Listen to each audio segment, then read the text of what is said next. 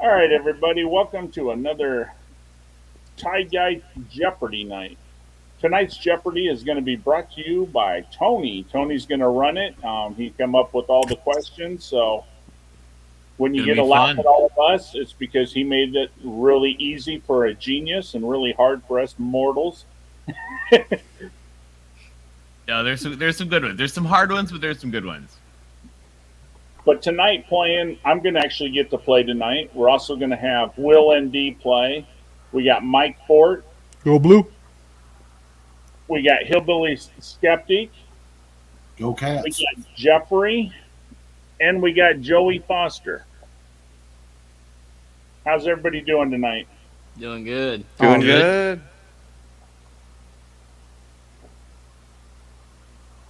All right, Jeff, you've got the scores. Yeah, let me share this and I'll see what order they put us in. All right. I'm going to All move right. you up to the top. Let's see. You guys ready for the categories? Go for it. Bring it. All right. Our categories tonight are Capitol buildings. You can say the name of the building or the city. Former conference members. AAU college neighborhoods, which is where you're going to get the neighborhood and you have to say who's there. The Marine Corps hymn, that old flag, or name that stadium. I sense a low-scoring game. And they go from 1 are the easy and 5 are the hard. So, Joey, you are up first.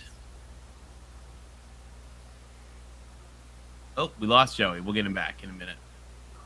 Hillbilly, you're up first. Let's go. I should choose Marine Corps hymn, but that'd probably be a little unfair. Let's go that old flag for 5. That old flag for 5. Whose flag was this? Oh,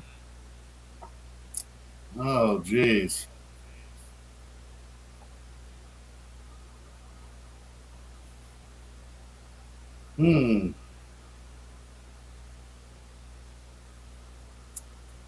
I'm just Any going idea? to have to stab in the dark and say something like Papua New Guinea or something. That's all I can say. It is not. Jeff, Was that not Canada? that is Canada. Darn it! The old Darn it! Canadian I knew flag. that. I knew that. I knew that. That was Congratulations. Canada's I old wanted that. flag. It's That was because of the Canada's maple flag leaf at the bottom. until like the mid 60s.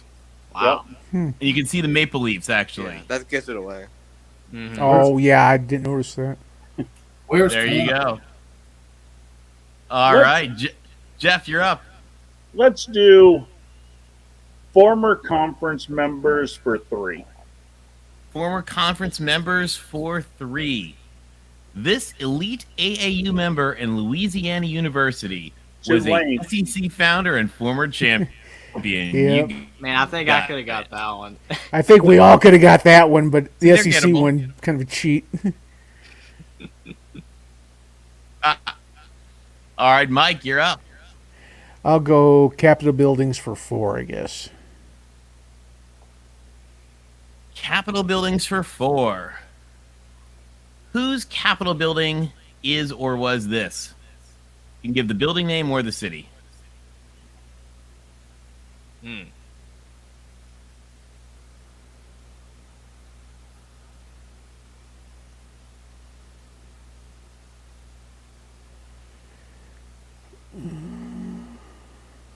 And their Capitol buildings were using center of government. So, I mean, it's not necessarily the parliament. It's the main building. You know who it is? The big balcony? Well, the balcony doesn't help me any. I'll say Raleigh. It is not. Will? Tony, is this is state capitals, right? No, Or these could are. It could be anything. Oh This gosh. particular. I don't know. I'm gonna say France. And I think it's wrong. Nope. Jeffrey? London, Balcony? England. It is not Buckingham Palace. Man. Hillbilly. Don't cry for me, Argentina. Close. Different balcony, though. Tied guy. That would be in Mexico City. It is not. That is not the one in Mexico's. God, no. Oh No. no, I didn't notice the horse. Sorry. Nope, you're right. Oh man, All right. I think is that everybody? that's Yeah. That is Hofburg Palace in Vienna. Vienna. Okay. Of course. And that's the Hitler balcony where Hitler gave the speech. All right. Will, you're up. Let's go former Congress members for 5. Former conference members for 5. The University of the South was a founder of the SEC, though it is more commonly known by this local town name. Sewanee. You got it. I should knew have someone taken that former went there. That's the only reason I know. Someone from my high school went there. I don't Good remember job, who, Will. but yeah, someone did. Good job. All right, Jeffrey, you're up. I guess I'll take former conference members for 1. Former conference members for 1. This elite engineering school thought it was too good for the SEC. That decision-making can best be described today as a ramblin' wreck. Oh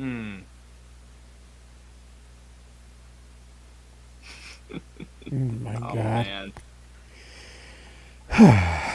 Who made a ramblin' wreck of a decision? Well, it is a 1-pointer, so. I probably should know this, but it's not coming to me right now. 'Cause I mean, the only school I'm thinking of is engineering is in the Big Ten. And that can't be it. I'll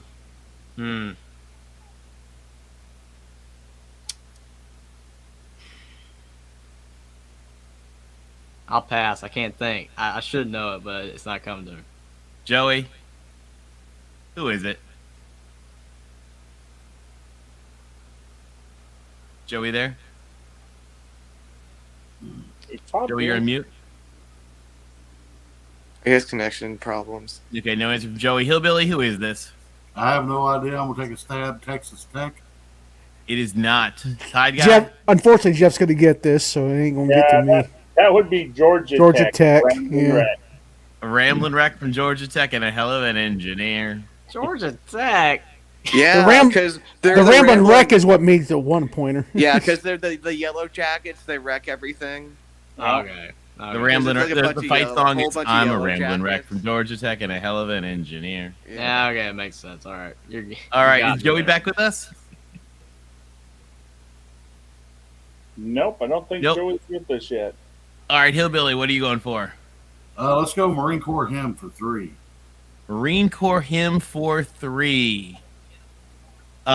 These two groups may or may not ever look on heaven's scenes. The Army and the Navy. You got it. Damn it, Hillbilly. Don't be taking my hymns away. All right, Jeff, you're up. All Can you right. hear me now? Let Joey go Can you since hear he's me? here now. We can hear you now. We can hear you now, Joey. I don't know what's going on. I may lose you again. I apologize, guys. Joey, while we've got you, you take a stab. Oh wow. Give me Capitol buildings for 5. Capitol buildings for 5. Where is this?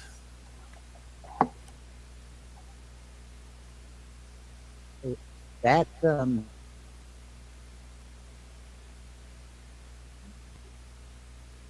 Oh, and we lost him. Oh, he's back. Kinda. can you hear me now? Where, Joey? Hold on. I'm waiting to see if my internet comes back. We can hear you. Can you hear me? Yep. I don't Where's know this why I building? can't hear it. I don't know if they can hear me or not because I can't hear them. Yeah, we can hear you. Can hear Oh, you there, now. I heard it. Okay, you can hear me. Yep. Where's the building? Okay. I don't have a clue. Hillbilly? I'm getting like an Asian vibe. I doubt if that's what this is though. But I'll take a stab and say Korea, somewhere in Korea. Nope. Jeff, where is this? That would be in China. That is the Great Hall of the People. Exactly. I knew he was right on the You were right. Asia part. Hillbilly, And you were I was close. gonna You were say close. India. I was going to say Tokyo. I was gonna say Kuwait. Ming, ming, ming, ming, ming, ming, ming, ming, ming. All right. Jeff, you're up, right? Let's go with let's do former conference members for 4. All right. This Pacific Coast Conference member was the only school from the PCC's collapse who was never invited to join the new pack that replaced the PCC.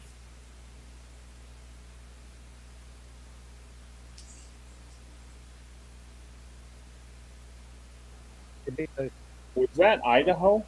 You got it. All right. I actually would have got that one. I was leaning I don't Idaho, know but I was Georgia not Tech, sure but I of would it. have got that one. I thought it was Idaho, and I'm like, am I over missing somebody else? Is it? You know what, Jeff? You got it. All right. Mike, you're up. I'll go AAU college neighborhoods for 4. All right. That is a daily double.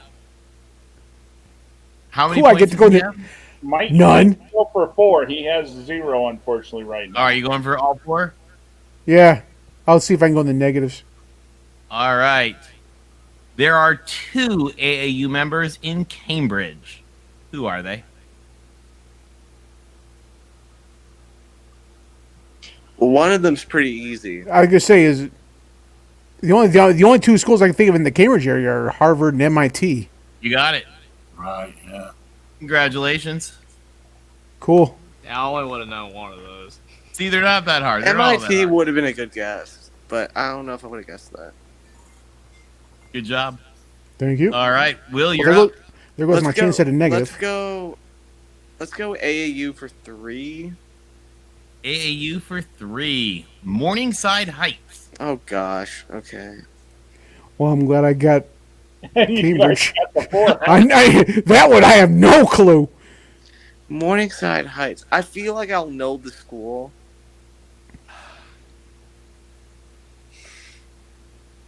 I'm gonna go Illinois. Nope. Darn. Okay. Jeffrey.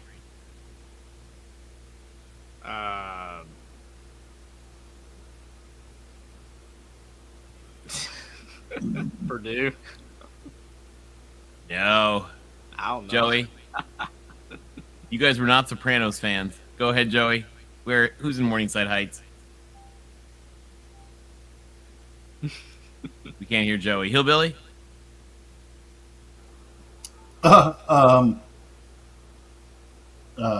Pass. Sopranos on my to binge list. Jeff? Can you hear me? Yes, Joey. I was saying Columbia, but I was muted. You got it right. Good job, Joey. Well, if it was a Power 5 school, I would have had a shot, but One of my favorite lines from The Sopranos is when Tony Soprano's paying the college bills and he talks about the Morningside Heights Mafia. Yeah, Yep. the only reason why I said a Big Ten school was because Will said Illinois. I didn't know. that was a guess. All right, who's up next? Yeah, it's Jeffrey? my turn. We'll just take former conference members for 2. All right. The only Big Ten member to ever quit. They were so dedicated to not having football return that Dr. Fermi set the first nuke reaction under their stadium, which they then bulldozed for a library. University of Chicago. Yep. You got it. Yay! I was wondering if that was going to get to me. I'm on the No. board. Good job. All right. Joey, you're up. Let's go. Name the stadium for 5. Name the stadium for 5. Joey, what stadium is this? Ooh, That's a good one. I know. I've watched the game at the Oh, stadium. Is that Bill Snyder Stadium? Where? Is that Bill Snyder Stadium? I can't hear what you're saying. He broke up Is really that bad. Bill Snyder Stadium? Is that Bill Snyder Stadium? It is not. I Hillbilly. actually know this one.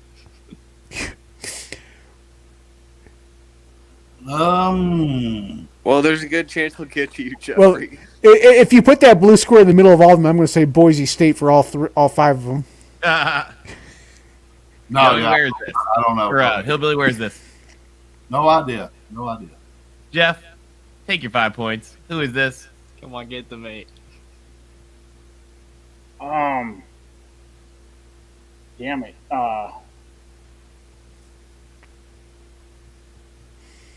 That's Georgia Tech, right? You got it. No. I thought I could get redemption on Georgia Tech.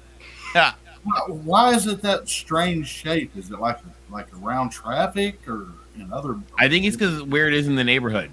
Yeah, the neighborhood. Right. It's like an old baseball field almost, where like that was where they could put the field. You know, like Fenway had that weird shape because of that. Exactly. All right, who's up next? Hillbilly. Let's name that stadium for 4. Maybe I'll get lucky. All right, where is this? Holy moly!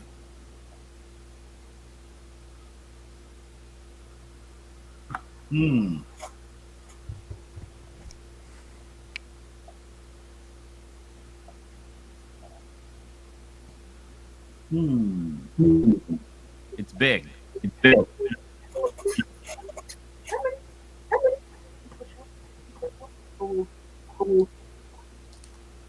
Any idea? No idea. Go ahead. Pass. Jeff, where is this? You know what? I don't. I know I've seen this stadium. I might know it. This one I don't know. Mike Fort? Is it the Coliseum?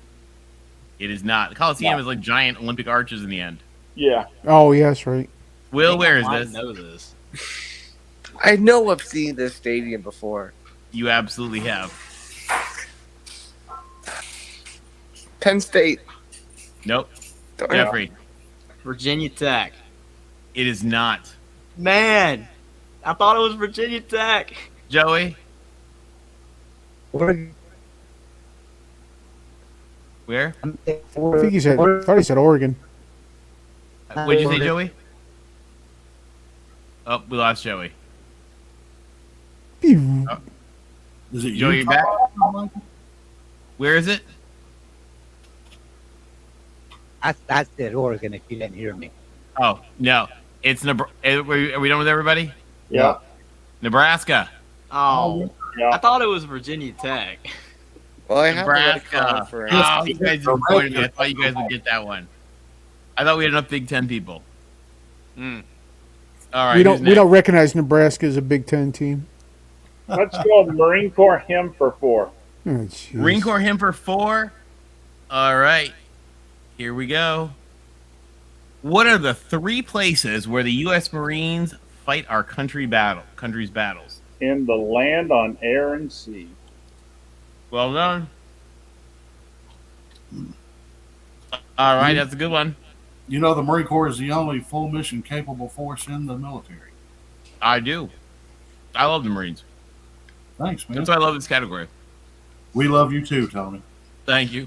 Mike Fort, what's yours? Oh God. I'll go AAU college neighborhoods for 5, I guess.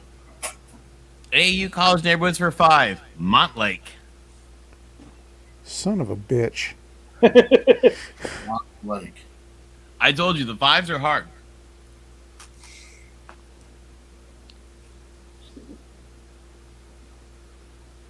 Montana. Nope. Will. I'm trying to think. Minnesota. Nope. Okay. Jeffrey, where's I Montlake? have a clue. Idaho. Nope. Joey knows where Montlake is. You up to me? Yep. Yep. Oh, Mount Lake's in Seattle. You got it. University of Washington. Oh, That makes sense. I was trying to think of a land with lakes. hey, I was actually pretty close though. You were close. Regionally, you were close. Institutionally, you were not. All right, Will, I think you're up. Let's go with that old flag for 4. That old flag for 4. Whose flag is this, Will? Austria-Hungary. You got it. Let's go. Yeah, because of the 2. Yeah, Yep. yeah, that makes sense. Well done. 4 for Will. Jeffrey, which one are you going for? I will take name that stadium for 3. Name that stadium for 3. Jeffrey, where is this? Washington. Nope. Man. Joey. I'm gonna keep guessing Oregon until it's Oregon. So it's Oregon. Nope. Hillbilly, you should know this one. Connecticut. It is not. Jeff, it's going to pain you to answer it, isn't it? Yeah, I'll pass. I don't want to say it. Jeff's like, I don't want the points involved. Say it. Figures. Mike Fort, where is this? I well, I mean, I thought it was Neyland before that, but now I'm pretty sure it's Neyland. It is not Neyland. Oh, damn. Is it Jordan all? Hare. Jordan Hare. It is not. You guys, this is... Do we have to play neck? This is Tiger Stadium.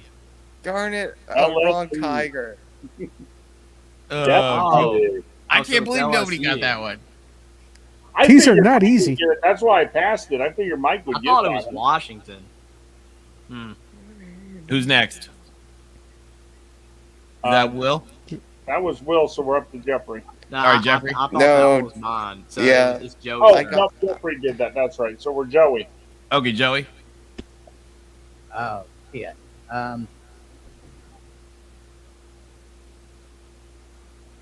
Asian neighborhoods for 2. What the f? Oh my gosh, my ears didn't need that. Whoa. You have a headset on. Joey, who's in the West Village?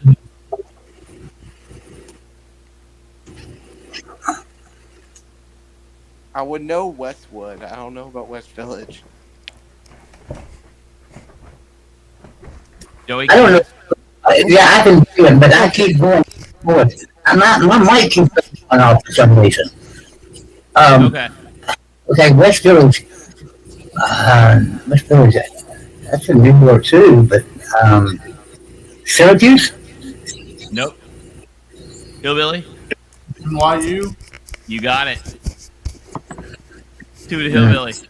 Nicely done. Thank you. And you're up. Yeah, let's do Marine Corps hymn for 5. Marine Corps hymn for 5. This lofty location's streets are surely guarded by United States Marines. Heaven. You got it. Nicely done. Side guy, you're up. All right, let's do Marine hymn for 2. Marine hymn for 2. This city's shores were liberated by Marines. 2 Tripoli. centuries later, though, its defenses were easily handled by the Air Force. Shores of Tripoli. You got it. Mike Fort. I'll go that old flag for 3, I guess. That old flag for 3. Mike, whose flag was this? Oh my god.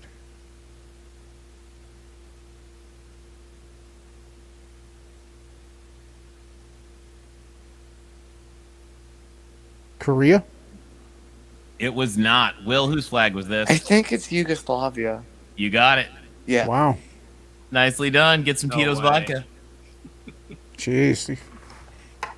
Will, you're up. Let's go with that old flag for 2. That old flag for 2. Will, whose flag was this? Prussia. You got it. Well, you Man, know we're your really flags, taking on man. one. fire right now. Yeah. You see, you're like Sheldon Jeffrey. Cooper, man. Jeffrey, you're up. Name that stadium for 2. Name that stadium for 2. Jeffrey, whose stadium is this? Oh no.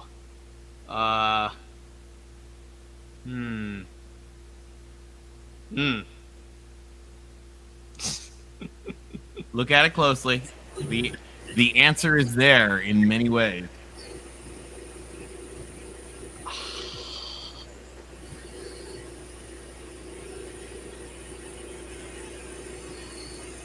Shape, color. Oh man. It's not it. It's not it. But I'll go Washington again. It's not it. Oh, Jeffrey, they're going to throw you off the internet for that. Joey, whose stadium is this? That's TCU, isn't it? What? Is that TCU? I can't hear you. TCU. He said TCU. It is not TCU. Hillbilly, where is this? Is that Oregon? That's Oregon. Oh, rivals. Okay, Autzen. The way you know it is look at the shape of it. It tells you how many national championships they've won. Yep. All right. I think it's Joey. Are you up? Yep. Okay. Give me the stadium for one. Stadiums for one. Joey, what stadium is this?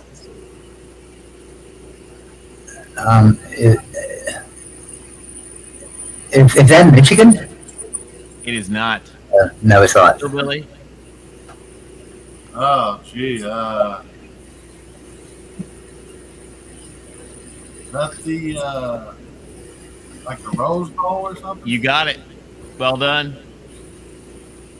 Good job. Good job. And you're up. Thank you. Let's see. I might as well close out Marine Corps hymns. Go for an easy one. Marine Corps hymns. The Marine Corps hymn begins in the legendary legendary native emperor's halls. Who is Montezuma? You got it. Jeff, which one are you going for? All right, let's do that old flag for one. That old flag for one. Jeff, whose flag was this? Oh my God. South Africa? You got it. Nicely done. Mike, which one are you going for? I'll go AAU college neighborhoods for one. AAU college neighborhoods for one. Who's in Westwood? Oh my God. Mike, I'm on it. This if you don't get it. Will has already said earlier that if it Yeah. I know. was college, so I don't think it's going to I get know past it too.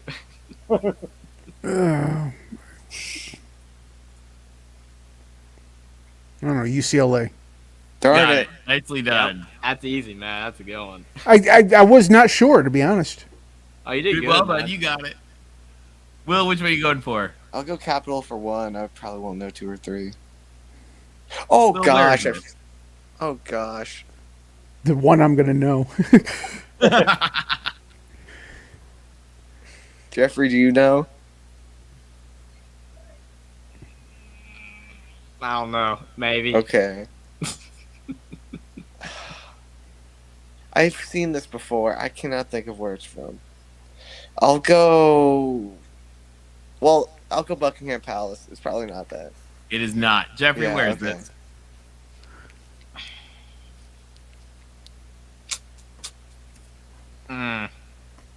Switzerland? Nope. Joey, tell him where this is. So I'm not sure.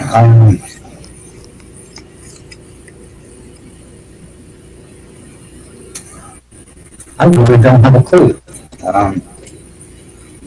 Shit. I guess I ought to guess something.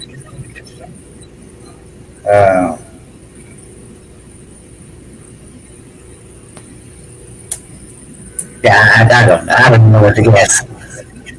All right. Hillbilly, where is it? I don't know, but just make a guess. Where'd you guess? Joey, can you mute real quick? Rhode Island. It is not. Jeff? Oh my God, I got it narrowed down to three. Holy cow.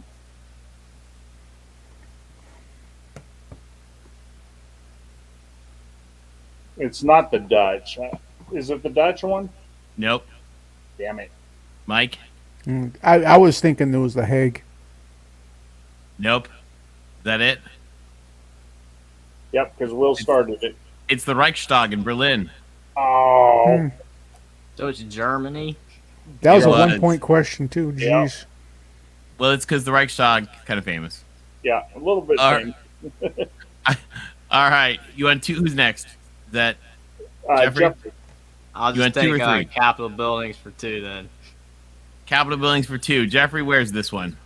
Oh man.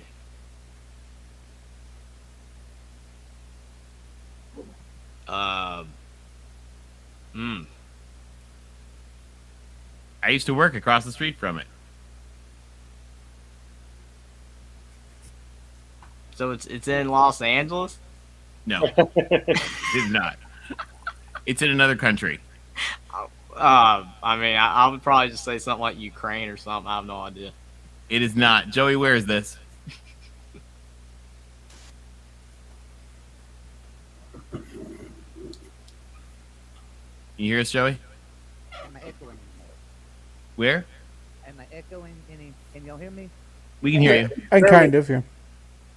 I don't know what the hell's going on with my sound tonight, but I don't know where that is. I don't know. Hillbilly? Let's just stab in the dark here. Let's say Finland. Nope. Jeff, where is this? Is that Afghanistan? Nope. Mike? Wow, I'm terrible to know the capitals. London. No. Will, where is this? Pass. All right. This is Canada. Oh crap! That's the Parliament Canada? building in Canada. That's the Yeah, that's the capital of Canada. Is that the one the truckers just tried to shut down? I think so. Yes. Yeah. Okay. Yeah. All right. Joey, this is yours for 3. Where is this?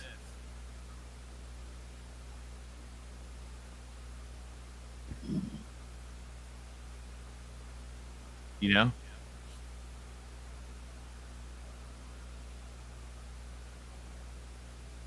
No? Is he frozen? Yep, he gone. Yep. He's gone. All right. Hillbilly, where's this? Is that Budapest, Turkey? You got it. Damn it, Hillbilly! I had that one. Yeah, that's the Hungarian Parliament building. Nicely done. All right. Let me add these up. Jeff, what are our scores real quick, and I'll pull up round 2. Yeah, this Good is job, embarrassing. guys. No, it's not. These were not supposed to be easy.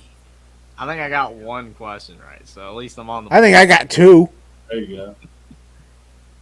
All right, the scores are: Joey has 8, Hillbilly, you have 17, I have 30, Mike has 5, Will has 14, and Jeff, you have 2. Well, I'm not in last place. These are just not my categories. Well, if you didn't like the first round, wait till you see the second. Do we have some new ones now? The second round, there are some similarities, but also some new things. We've got a number of new ones. It's like I said, and now these ones, the 10s are hard. The 10s are hard. I'll probably pass on those then.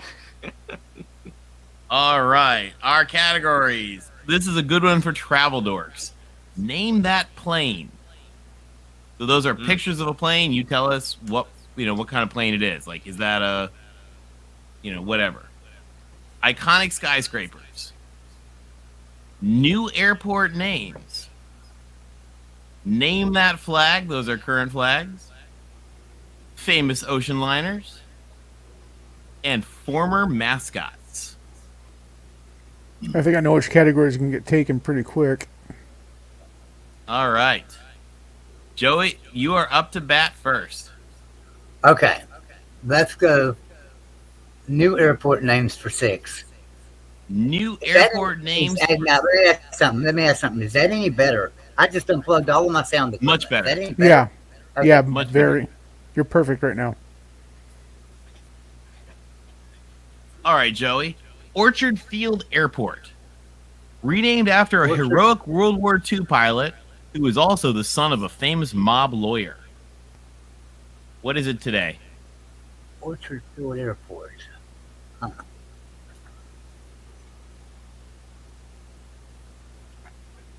You know airport Yeah. codes. This one will make a lot of sense. Yeah.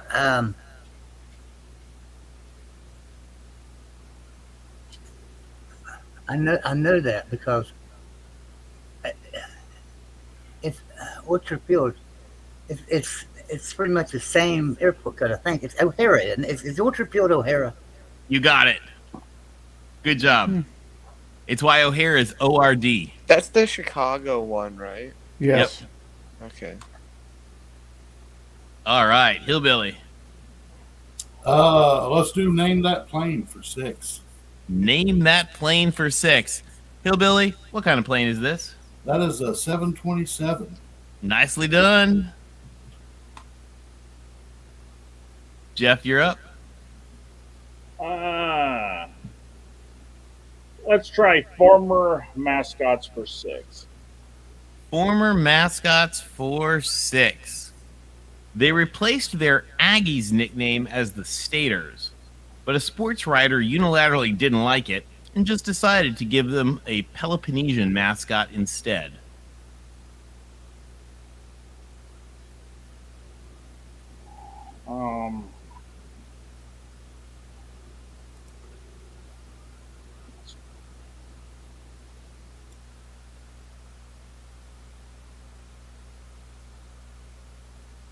Is that New Mexico State? Damn It is not. Oh, That would have been my guess. Mike Ford, you better know this one. I thought it was New Mexico State. Peloponnesian? It can't be USC, can it? I don't know. Is You- USC I a think I bad know. program? I think I know. Oh my gosh. I could be wrong. Oh, I'll say USC. Nope. Will. Fight, Tell them who it fight, Sparty, fight. Exactly. Let's The go. Spark- Oh my God! Go right through for MSU. I can't believe Well that. done, Will. Ow. Oh, the Peloponnesian gave it away. Yeah, the Peloponnesian. Yeah, I think I remember them being the Aggies at one point.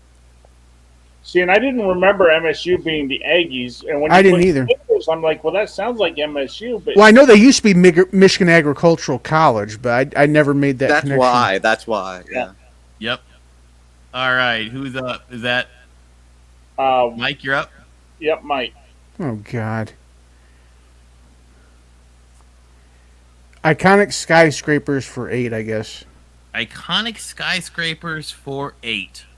The rooftop infinity pool of this complex is the central epitome and crown jewel of cliche Instagram and Tinder selfie culture. Where is Wait. this? I literally do. I have no social media, so I don't All know right. what people do. What building is this? Or what city? I'll give you either one. Dubai. Nope. Will. It's a beautiful building, but I'm gonna pass. I don't know. Jeffrey? Dubai would have been my guess.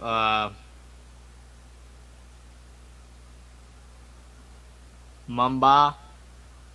Nope. Joey?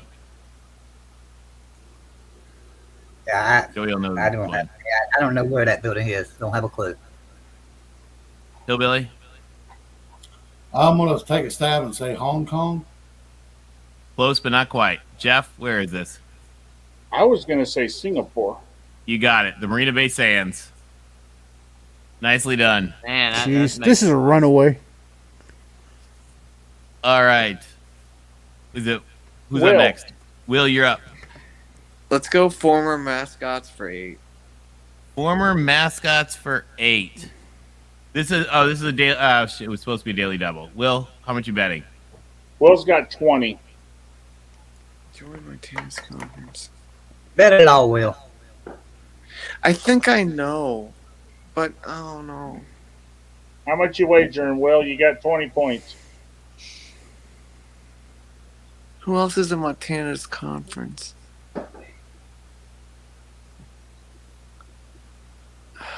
How much you betting? Now I don't think I know, so I'll bet 2.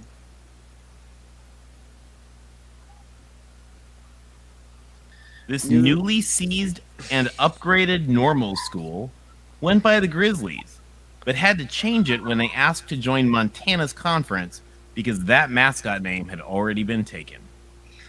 I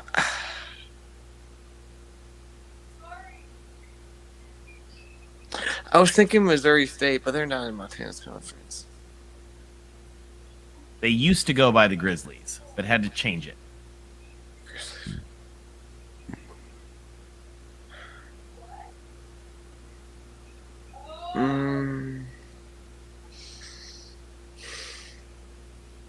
Oh, South Dakota. Darn it.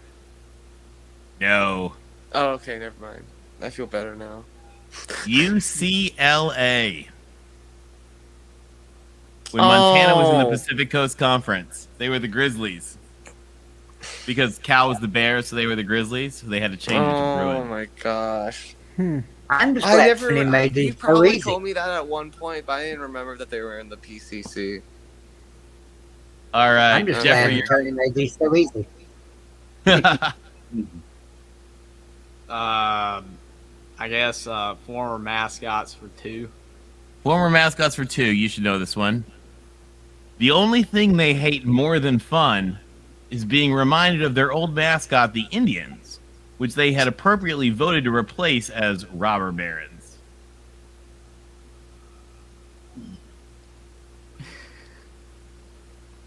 The only thing they hate more than fun. Just think of who hates fun. Just think of who hates fun, Jeffrey. Who hates fun?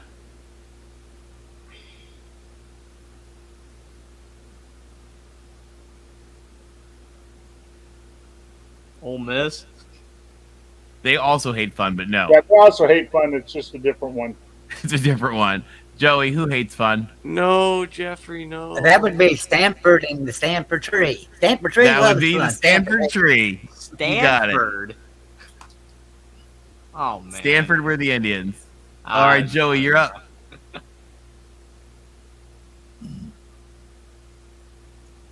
Okay, give me famous liners for 6. Famous liners for 6. The fastest and best made ocean liner in history. Her mechanical systems and speed were classified Navy secrets, as she was made for World War III. That's the Queen Mary. It is not the Queen Mary. Oh. Hillbilly, what ship is this? Oh, shit. Fastest ocean liner in history. Fastest ocean liner in history. Lusitania. No. Tide guy? The fastest ocean liner.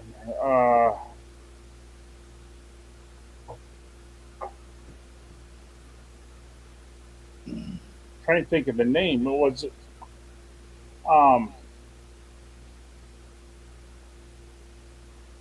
Wasn't it just the basic SS United States? You got it.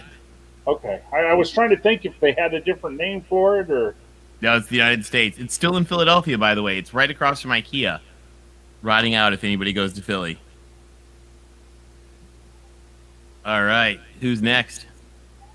That would be Hillbilly. Let's do name that plane for 10. Name that plane for 10. Hillbilly, what kind of plane is this? Oh, geez, man. This is the hard one. It's either the L1011 or the MD11 or the one. You are good. Hey Tony, Hillbilly. if you get it wrong, I'll take the other one. Which is it? I want to say it's the McDonnell Douglas. It is not.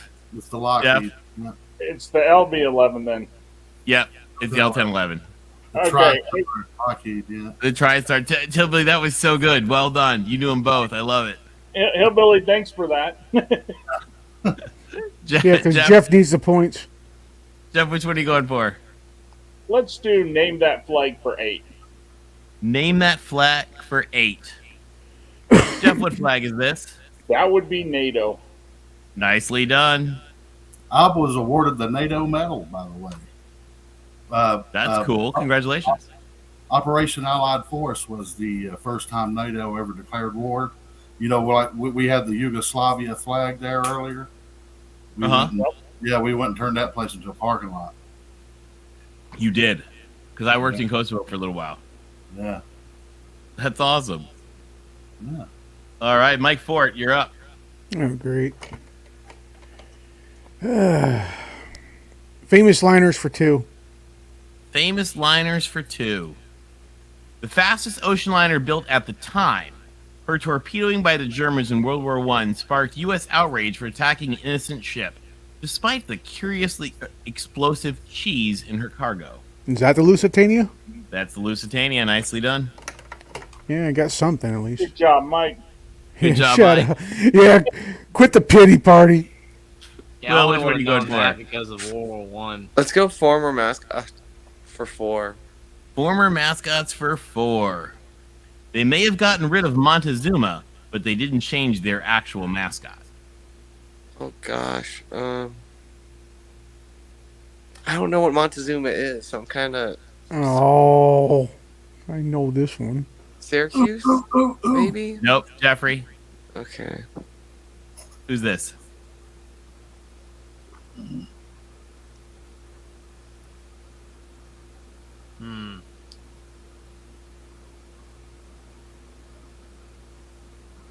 New Mexico State. Nope, Joey. So I'm gonna take a guess and say it's the Aztecs. So San Diego State. There you Well go. done. I was gonna say they Dang, just I should've lost known last that. night. Aztecs, man. Gosh darn it! I should have Yeah, thought harder. I was thinking South, but man, I should have known that one. All right, Jeffrey, you're up. That was a complete mistake there. Former mascots for 10. Former mascots for 10. The Fighting Methodists changed their mascot in 1912 after valiantly losing a close track meet. Penn? Nope. Man. Joey, who was the Fighting Methodists?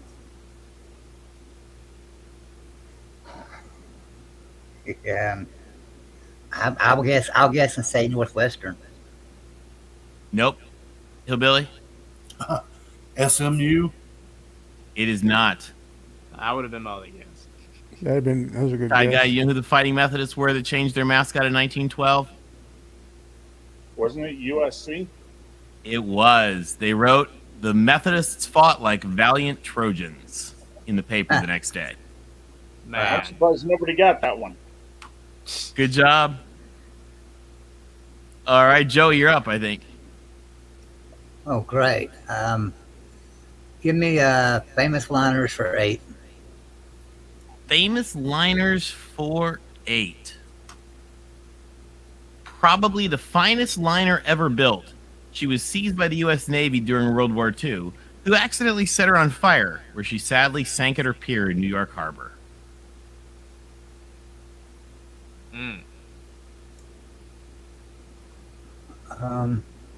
Her sea's name was USS Lafayette.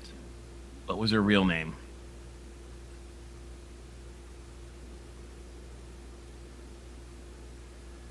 Shit. Man. Shit is correct. Yeah.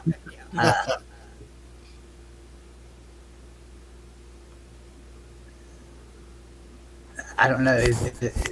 I'll just say Normandy. I have no idea. You got it. Nicely done. Is that it, really? That's it. Just guessing. It was the Normandy. Yeah, she burned in the harbor and sank at her pier. Wow. Well done, Joey. Yeah. Hillbilly, you're up. Nice guess, Joey. Well, there's only so many like super famous liners. Hillbilly, which one are you going for? Let's do name that plane for 8. Name that plane for 8. Hillbilly, what kind of plane is this? That is a 787 Dreamliner. Well done. Jeez. Tide guy, you're up.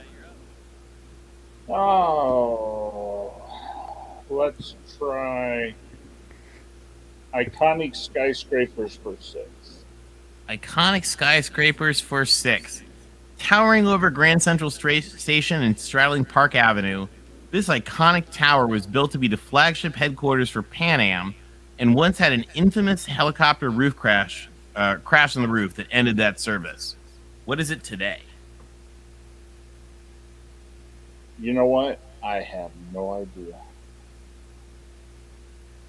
Mike, do you know? Empire State Building. No. Will, do you know? Pass. Jeffrey? Yeah, I mean, Empire State Building had a plane go into it, so. Or not that one, the Twin Towers. I was thinking that. I don't know. Empire State Building did too. Just so a you guys helicopter know, crash. nothing hit the Empire State Building. King Kong kept knocking them away. Yeah, exactly. What it is today? You asking me now? Goldman Sachs. yeah. I don't know. It is not. Joey, what building is this? Isn't that the Helmsley building?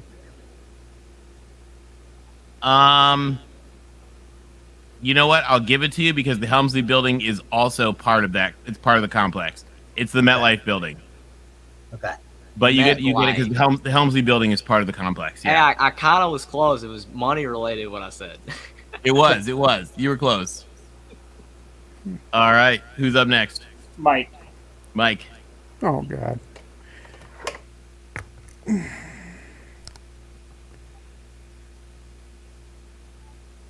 Name that flag for 10. I'll go ahead and take the bullet. Name that flag for 10. This one's hard. They're all hard to me. I like I say, you couldn't pick worse categories for me. These are all kind of niche questions.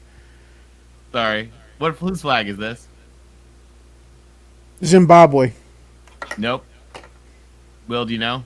I have no clue. Jeffrey?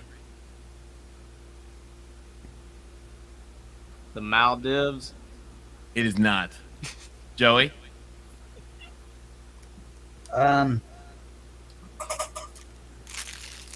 But blue and white flag. Bavaria. I don't know. Nope. Hillbilly? Let's see. I wonder what those does that represent, like a big white shining mountain? It does. Let's say Tibet. No. Close though. Well, actually not close, but good thinking, I mean. Jeff, where is this? This one I don't know. Mike, do you know? Wait, or did you start? I started and I wouldn't. Oh, You can give me 30 more guesses and I won't get it. Antarctica. Oh man. That's the flag of Antarctica. Hey, well, I was an island. I mean, It was, and it had and Hillbilly had the mountain, the white mountain. it's unbelievable how actually close Yeah. some of these I am, but I'm way off too. I know, it's funny, isn't it? You know, I bet we'll never forget it again. The next time we'll see it, we'll all be like, You will "Hey, never forget the Antarctica flag. Right. That's the thing. Will, you're up. Let's go name that flag for 6. Name that flag for 6. Whose flag DC, is this, Will? DC. Nicely done. Jeffrey, you're up. We'll go with famous liners for 4. Famous liners for 4. Considered by many to be the greatest liner of all time, she and her sister were essential to the Allies winning World War II. Today, she's preserved as a hotel and event center in Long Beach, California.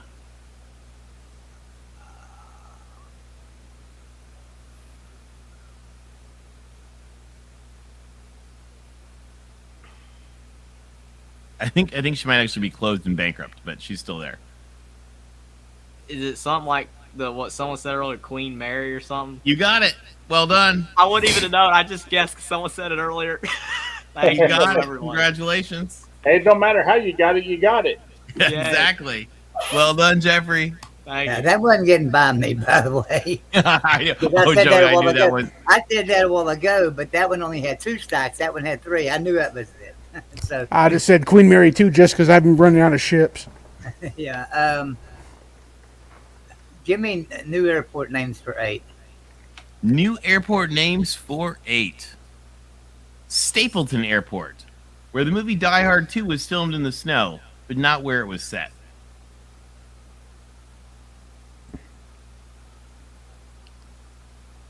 What is it today? And they actually replaced it. So what's the new one called?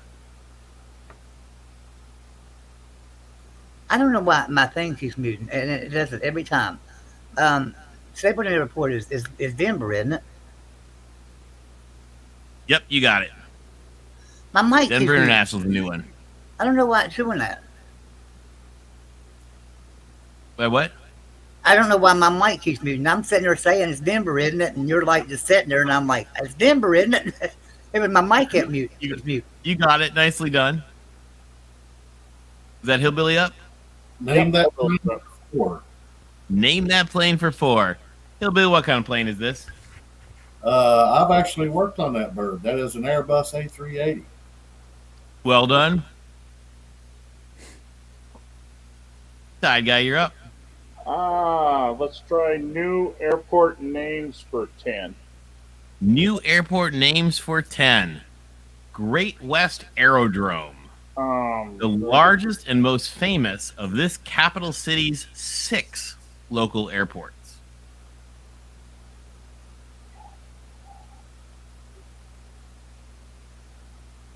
I'm sure you've flown through it.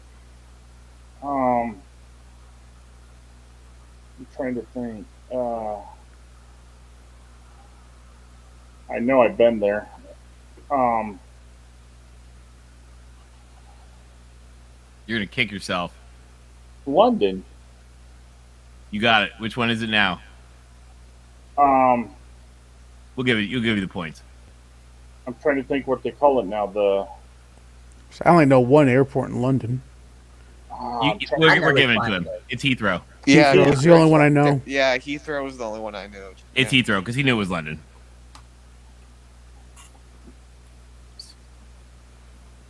Sorry. All right. Mike, you're up.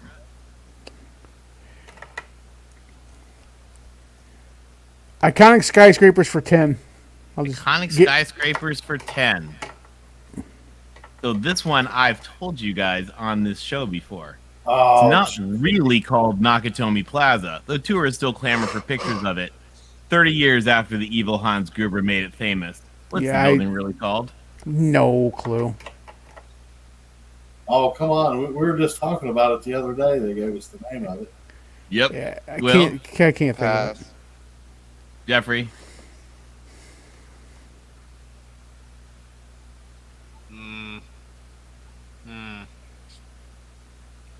Where my first office was after college.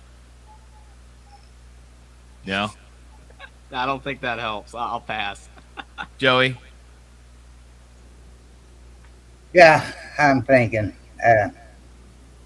That was in like Die Hard and shit like that. And Yep.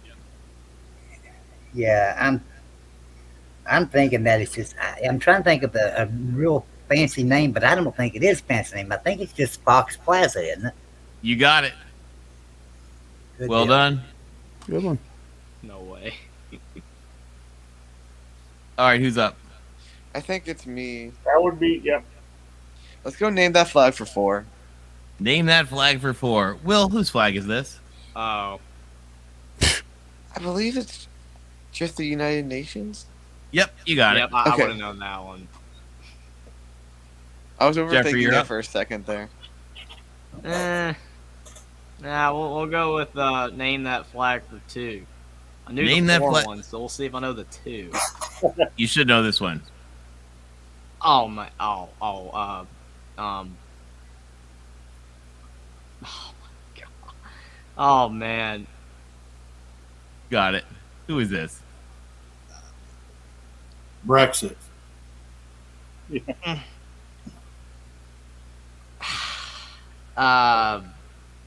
The EU, European Union. Well done. There You, you got go. it. Thank you. I knew it was. I was just like, man. There we go. Thank you. Nicely done. See, that's the 2 is easier than 10, which was Antarctica. Joey, you're up. New airport names for 4. New airport names for 4. Idlewild Airport, home of the famous Worldport and TWA terminal.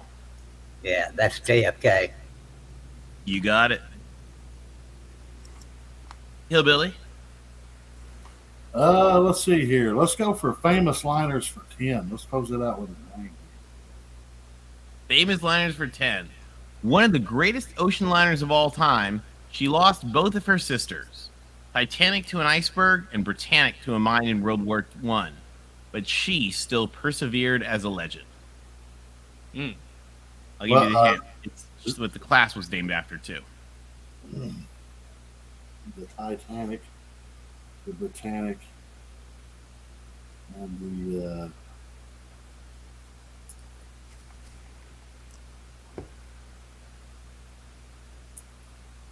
yeah, I don't know, man. I'm gonna say Lusitania again. I don't know. Nope. Jeff? Now, she was actually in an accident before the Titanic, and a lot of conspiracy theorists say that that's actually the one that's down. That's the Olympic. Hey, you got it. Well done. Although it's not the one that's down. But yes. Right, but no, a lot of people say they did put Yeah, it in. there's Yeah. people that think it's like an insurance scam. Yeah. All right. Well done, Jeff. Who has 2,000 points in this game. Which All one are right. you going for, Jeff? Let's go for iconic skyscrapers 4. I don't know any skyscrapers, but let's try it. This double skyscraper used to be the world's tallest and defines the Kuala Lumpur skyline, as well as being featured in more movies than one can count.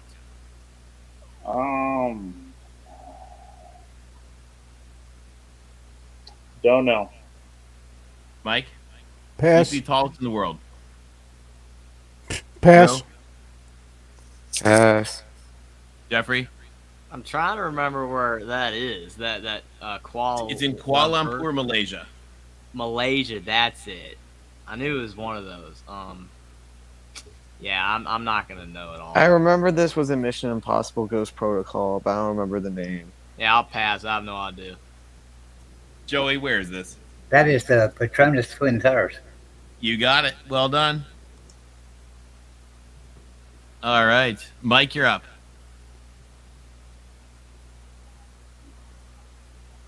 I'll just do it so Hillbilly can't get. Name that plane for 2. Name that plane for 2. What kind of plane is this, Mike? A 747. Well done. Oh, that was just a pure guess. That would have been my guess for all of them. Is it a 200? that was going to be my guess for all the. Is it a 200, 300, or a 400, Mike? That's what me and you, Mike, are at the bottom. Well, Billy, this is why I love you, because I would have, if I could have, I would have done that. But I honestly would have just said 747 for all because I don't know any other planes. all right, Will, you're up. Let's go skyscrapers for 2. Skyscrapers for 2. This Art Deco masterpiece in Midtown Manhattan was beloved for its annual tree long before it became a TV star itself.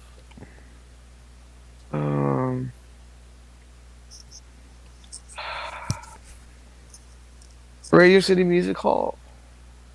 No. Darn it, Jeffrey, alright. what building is this? Carnegie Hall. No. Joey, where is this? Chrysler Building. No. No? Still Billy.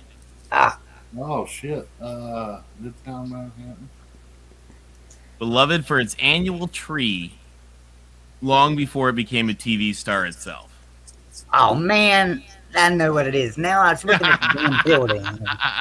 Is it Macy's or something like that? No. Jeff, what building is this?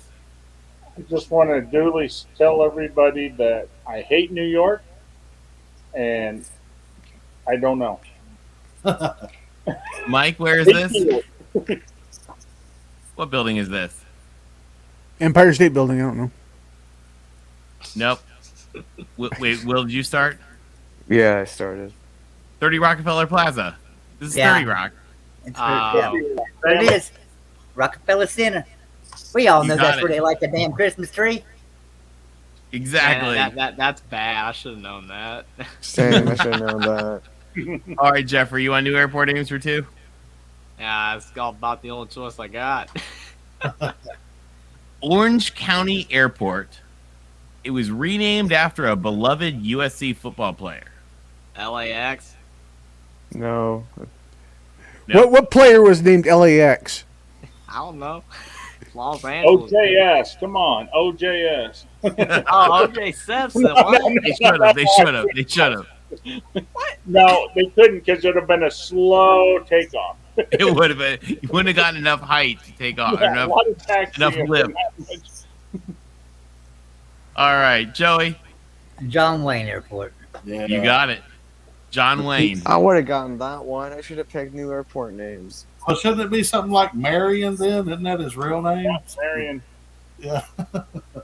Exactly. All right. All right. We got Jeff, can you Joey. take it off? Will you do it real quick? Can you take it off the screen? I'll bring it to the last one.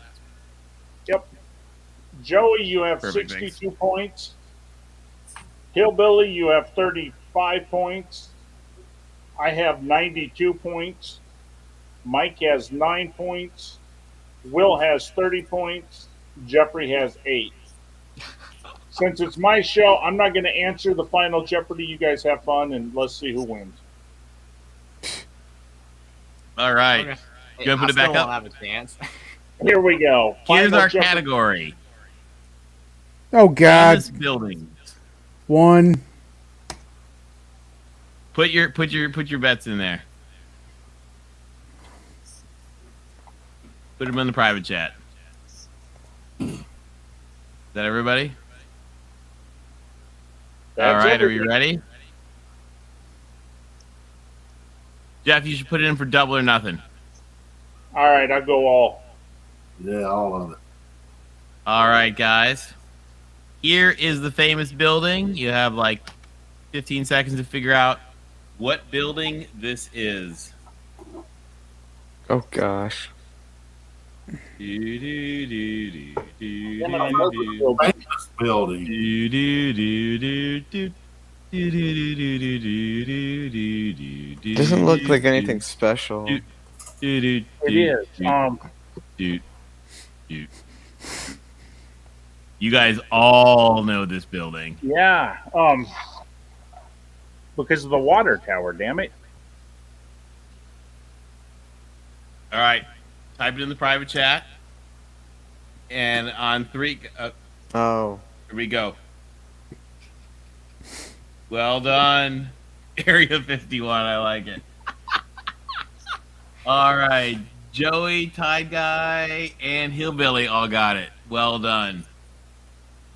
Agency Joey. headquarters. Joey better know that. Joey done some wiring in that building, so I better. Exactly. It's a great building. Well, guys, thank you. That was fun. Tony, that was awesome. It really was. That was. Great. Well, man. Jeff, I actually on a don't serious- think I on a was serious supposed to let note. anybody know that, though. Everybody honestly- ignored what I just said. I don't think I was supposed to let anybody know that. Joey, I didn't hear anything. On a serious note, Yeah, thank I you have to no Jeff idea. I always think for it's going wrong hosting these anyway. things. Jeff, we have a blast with it, and I wanted to give you a chance to enjoy being in it. And I'll you be kicked some honest ass. with You beat us I all. love the pictures. I mean, pictures are awesome because, I mean, anybody can, I can say, USC's stadium. Everybody knows the name, but if you see a picture from the top, it's a lot harder, and I mean, even from the sides, everybody knows, what the side of most of the stadiums look like. But when you do an aerial view, or capitals, I mean, now it's awesome. What's this capital? What's that? I mean, it was a lot more fun tonight doing the pictures and a lot. Well, hey, we'll do another one. We'll do another one sometime because I made too many questions because I wasn't paying attention. And so, if you need another one, I have almost another game set. Tony, that was actually pretty cool. I like that. Thanks, man. Well, wait and do the Marine Corps hymn again when Hillbilly ain't around and take half my I can't have another jarhead on here when we do when we do Marine Corps anthem. But Oh, and I'd love to see some historical military planes and stuff like that one day. Oh, we Oh, could totally do that. I thought I was gonna do fighter planes as one of them. I thought that'd be too fighter hard. planes would be fun, or tanks, or I military. wouldn't know any of those. Yeah, you say Beautiful. I'll bow out of that one. I've Yeah. done maintenance on every one Like I of said, those. these questions were absurdly hard for me. I'm Now- sorry, Mike. Well, Mike, now, the funniest one was that you didn't get Michigan State. Just I would like to find a night when Will is available, Jeffrey is available, and the other Will Forbes. Thanks for stopping in. I would like to get you three to play one night. Traveling Fool's wife wants to play, and my Mrs. wife play. Fools. Soccer. And I want to do. Are you smart enough to be a citizen? And do the 50 questions that it takes. If you try to be a U.S. citizen, they ask you 50 questions, and let's see. I'll Because you probably guys do are the well on youngest, that. so That sounds like you guys me. are the youngest though, so you've had government class earlier, more recent than we have, and those You seem know- like pretty easy questions. yeah, because one of the questions is if the president and vice president die, who becomes president? Speaker of the House. Yep. Yeah, so I mean, they're not super complicated questions, especially for you guys because you just got out of high school, So I mean, it should be still in your brain. Where Mrs. Fools is going to try to be a citizen. My wife is going to take the citizen test. So let's see, how good you guys are to two women who are studying for the test. But it really wouldn't be fair for us old guys because we have nothing better to do than complain about the government, so we know Well- how it runs. I actually, one of my favorite things to do is watch like non-citizens just smoke like racist bigots on those kinds of tests. I mean, we don't have any of those people here. Now, Tony, there was a question on Facebook today. Uh, That what is the currency of New Mexico? And somebody put new peso. okay, that's actually really funny. I thought that was kind of cute. Really funny. What's the currency of New Mexico? New peso. I would give them credit for it. Yeah, But sadly, if you guys ever get a chance and you want a good laugh, seriously, go on YouTube and Google. Where these people are going around to these colleges and asking, who fought in the Civil War? Oh, And yeah. these are college, and they don't know who was fighting in who won the Civil War. They have no idea who fought in it. And it's Yeah. like, you guys are going to college. You just got out of high school. How do you not know, some basic questions? And it's just funnier than hell. Some of the answers these people come up with. Yeah, I think Jay Leno had a segment on that for the Tonight Show, where he asked how many people have walked on the sun? Yeah. Or how many states are there? There are people out 52, 53, what are you coming up with? According Yeah. to Blah, it's like 57, I think. Yeah. That's funny. So, Will Forbes, what movie did we watch tonight, man? I went with a couple buddies and went and seen Dungeons and Dragons. Uh, I heard I that might- was good. I like to It see was that. actually really good. It wasn't too bad. I used I to haven't play that played when I the was a kid. game, but if the Will, you movie's missed it. good. You would have done great in our questions tonight. I know. I'm sorry. I jumped in a little earlier. I think I was like 25 minutes in, so I kind of watched a little bit, and I just figured I'd try to join back later when you guys were done, or catch you at the back end. I tried to get here in time, but I was just a little late. No worries. well, I we'll probably do wouldn't have done good though. So next week. We'll do this again next week so you can play. And Jeff smoked us. Yeah, Jeff, you were the king of these tonight. we had some easy categories for me, fortunately. Not for me, man. Jeez. I'll And be I honest with you, though. Will ND, man, he was on freaking flags, man. He Yeah, was- I know those. Yeah, so you know your let me flags. let me say something to everybody real quick, and I know there's not but a couple people watching, but you guys are in here and stuff. The outpouring of support and stuff since I got a phone call this morning at 6:30 uh, telling me they had to rush Chris to the hospital overnight, and he went into cardiac arrest and didn't make it. Um, so that was really, really hard. And we kind of had to keep it quiet. I won't go into why, but we kind of had to keep it quiet until late this evening.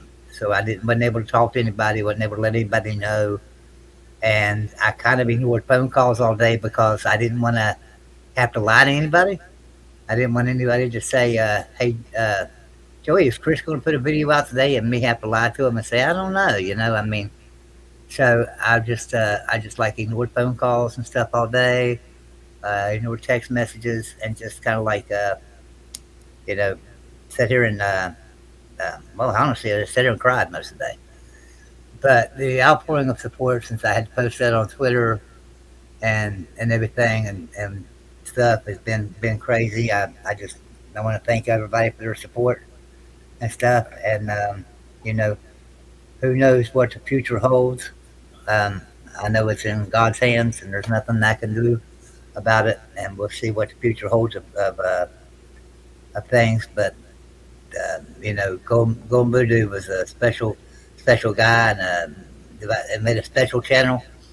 I know people say, well, Joey, he was big, but he wasn't huge, and that's not true because we only had 13,000 subscribers, but my gosh, our viewership was through the roof, and 66% of the people that watched us wasn't even subscribed. So we really were pulling numbers that panels that have 50,000 subscribers pull, and it's just unreal. So I Joey, just I can't think of anybody, Joey, that can match his energy.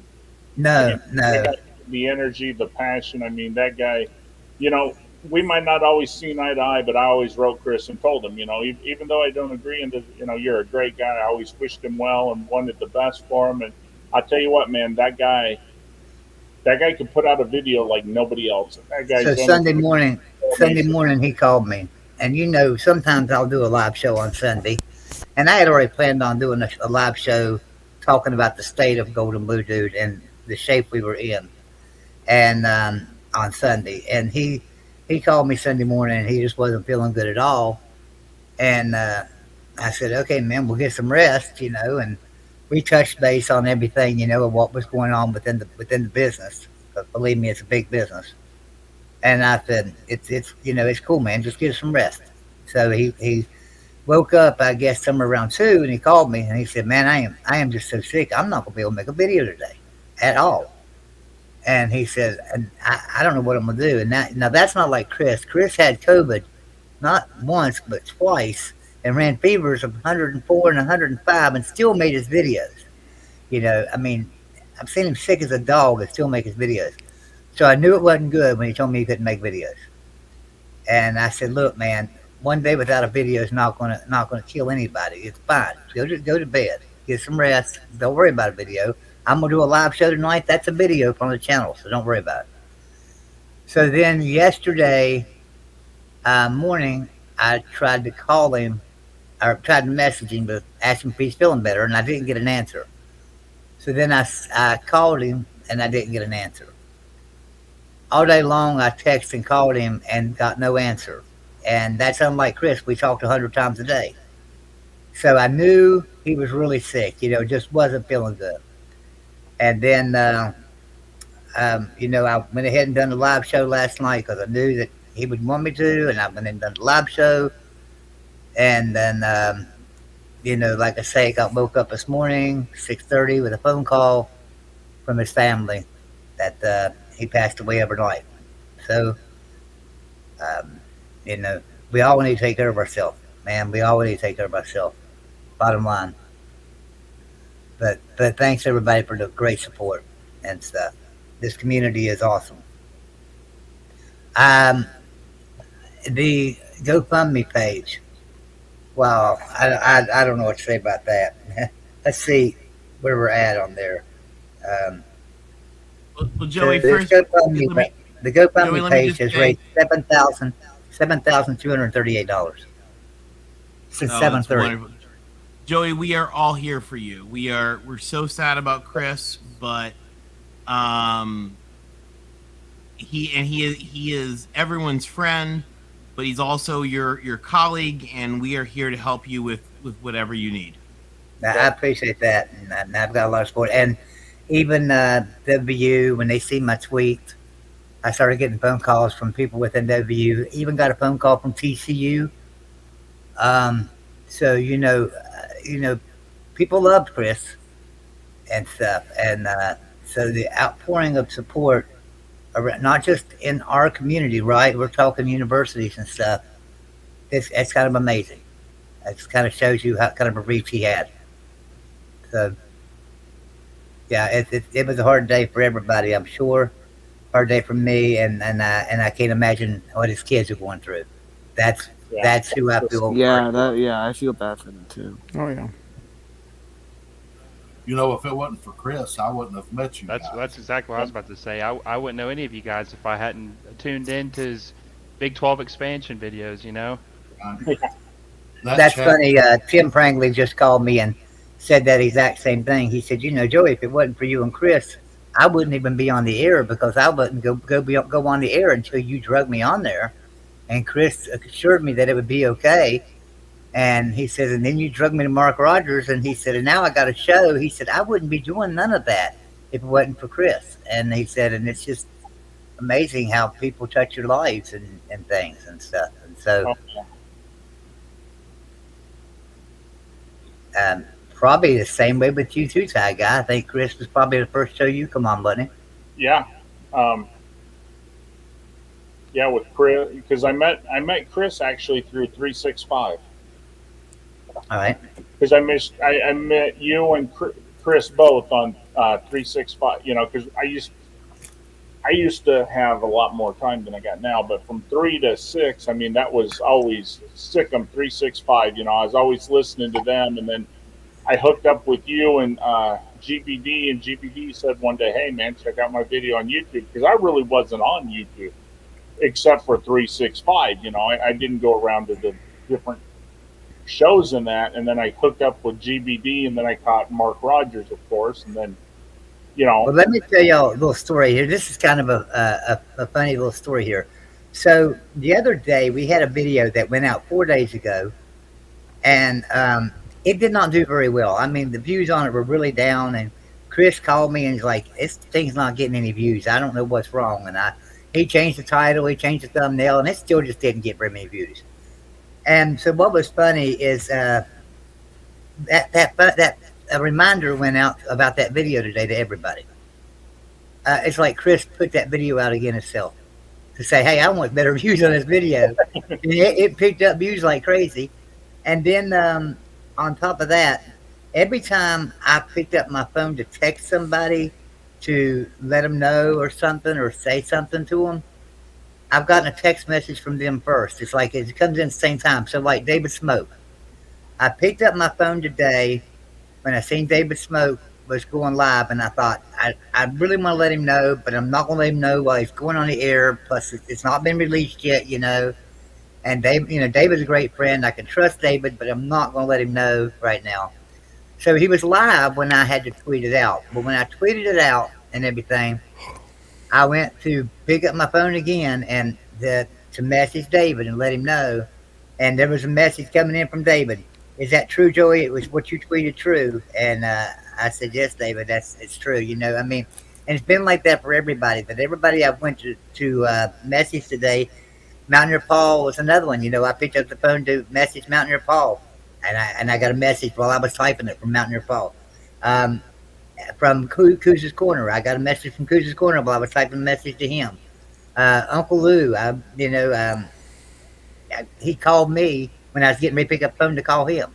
So it's just how it's been all day. So that's kind of I think that's kind of Chris working, saying, "Joey, slow down. You don't have to do all this. You don't have to tell everybody. They're going to tell you. They're going to come to you. And I think that's what he was doing in a way. That might seem silly, but it's how I look at it. Because everything. Joey, before you go to bed tonight, I would like to talk to you. Okay. I don't want to do it while I'm live. I don't want to do it with their, Yeah. Kind of like we talked earlier today. I I got another idea that it might work. You might think it's crazy, but I got another idea that I think might work to help raise a little bit of money for GBD's family and that, because I mean, he didn't have life insurance, so I mean, the funeral's going to be on the family. He's got young kids and that, Yeah. you know. Well, I'm excited that the GoFundMe page has been very successful. In 6 hours, we've raised $7,200. You know, that's $1,000 an hour.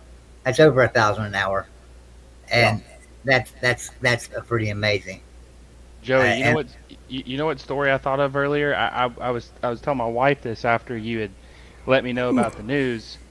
I was thinking of I want to say it was probably close to a year ago where you had that coughing spell where you had I think you'd fell right, down or something, and I think that was like close to a year ago. And I was just thinking about GBD was that's all he would start his videos off was just talking about you and was really worried about you and telling everybody to think about you, and he was yeah, really concerned. And it's just crazy how the roles were reversed a year later, something like this. Just that just yeah. kind of blows my mind. It's sad because I'm here. I am almost 20 years older than him. It should have been me, not him, honestly. And I I just find it so hard to believe. I've just been like a zombie all day, walking around like, wake up. They're dreaming. This is a dream. Just wake up. And unfortunately, this is reality. But one thing I'd like to say, well, we got Will, Jeffrey, the other Will, and we got Jackson out in the audience. One thing you guys need to think about is in a few years, you guys get married and have a kid or this and that. GBD didn't have a will. GBD, wasn't prepared because you're invincible. I mean, Jeffrey, you're, you're young. You think you're going to live to be 100. When you're young in that, you think you don't think about death. And I tell everybody, when you got little kids and stuff like that, get a will. Get a will. Also, I know you don't think about it because you're not going to die for 50 years, but life insurance for a young person is dirt cheap. Throw some life insurance so that way your kids can have a college fund. And, a lot of times, hell, GBD was 42, and I'm not that much older than him, but I think of him as a kid because he's got young kids and that, and I mean, you don't think of just this little stuff. And so I would tell anybody, just starting out and going to have kids and that, get you a damn will, get you, a little bit of life. It don't have to be a lot, but even just a little bit will help your kids. Yeah, yeah. That's for sure. I can't stop yawning over here, so I'm gonna get ready for bed. What's all those answers you got right tonight? Yeah, yeah, so many of them.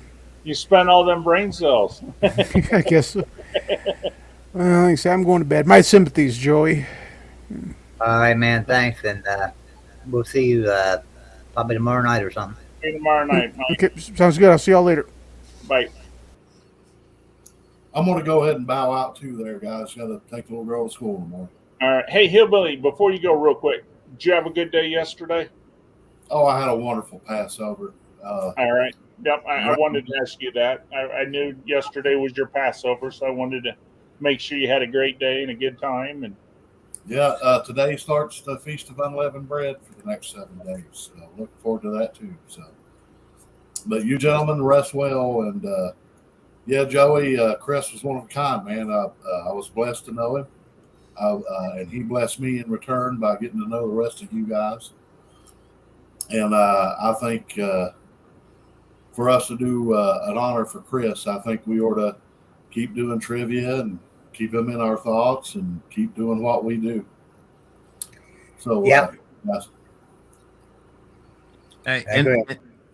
And thank you guys. This was a lot of fun tonight. We're gonna be thinking about Chris, but I think he would want us here having fun tonight. Exactly.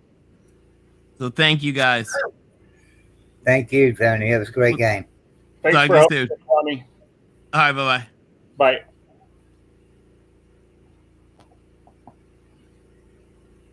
All right, here comes Jackson. What's up, gents? Hey, Jackson. Hey, Jackson. How you doing, How's it man? going? Yeah, I'll tell you what, I talked with some of the guys earlier, and, I talked to a few family members earlier today, I'll tell you, I felt like I was hit like a ton of bricks when I found out the news. It was like, man. Yeah. The one thing about him is I never heard anybody talk bad about him. And I'll be the first to admit, me and Chris didn't see eye to eye on a lot of stuff, but that had nothing to do with the character of Chris or the kind of person Chris was. Chris was always a great guy, and I mean, I never had heard anybody have anything bad to say about the man. Right. Yeah. Yeah, he was always his expand. Obviously the expansion talk is stuff we deferred on, but or differenced on. But yeah, I mean, I like you said, I don't think anyone ever accused him of being a bad person or a mean person. Always seemed pretty energetic and nice. And think about it. He come up with some of the most bizarre, but most of the funny what ifs. And I don't mind him when it goes down the what ifs. The only problem I had, and it wasn't with Chris, it was with the delusional 12 fans that took everything Chris said as, the gospel. Yeah, and Chris wasn't meaning it like that, and I mean, but Chris, I mean, he could come up with scenarios. Hey, what if this were happening? What if, and they were fun. And his mind just, there's nobody in the business that has his passion, that has his energy. I mean, Mark Rogers is the encyclopedia of college football. Pigskin Pete is a lot of fun, but nobody matches the energy that Chris had and the drive Chris had to do all these videos and do all these shows and do all this, and he definitely will be missed by all. He thrived. You talk about somebody that truly had thick skin. That was Chris. If somebody put down something he did in a video, or somebody said something about something he did in a video, that drove him even harder to go right on and make the next video and piss him off even more. That was just Chris, He said he would call me up. He would say, "This one don't like his video, or that one didn't like it, but I'm gonna fix them because now I'm gonna put their team in the middle of it. What happens if their team gets shipped around?"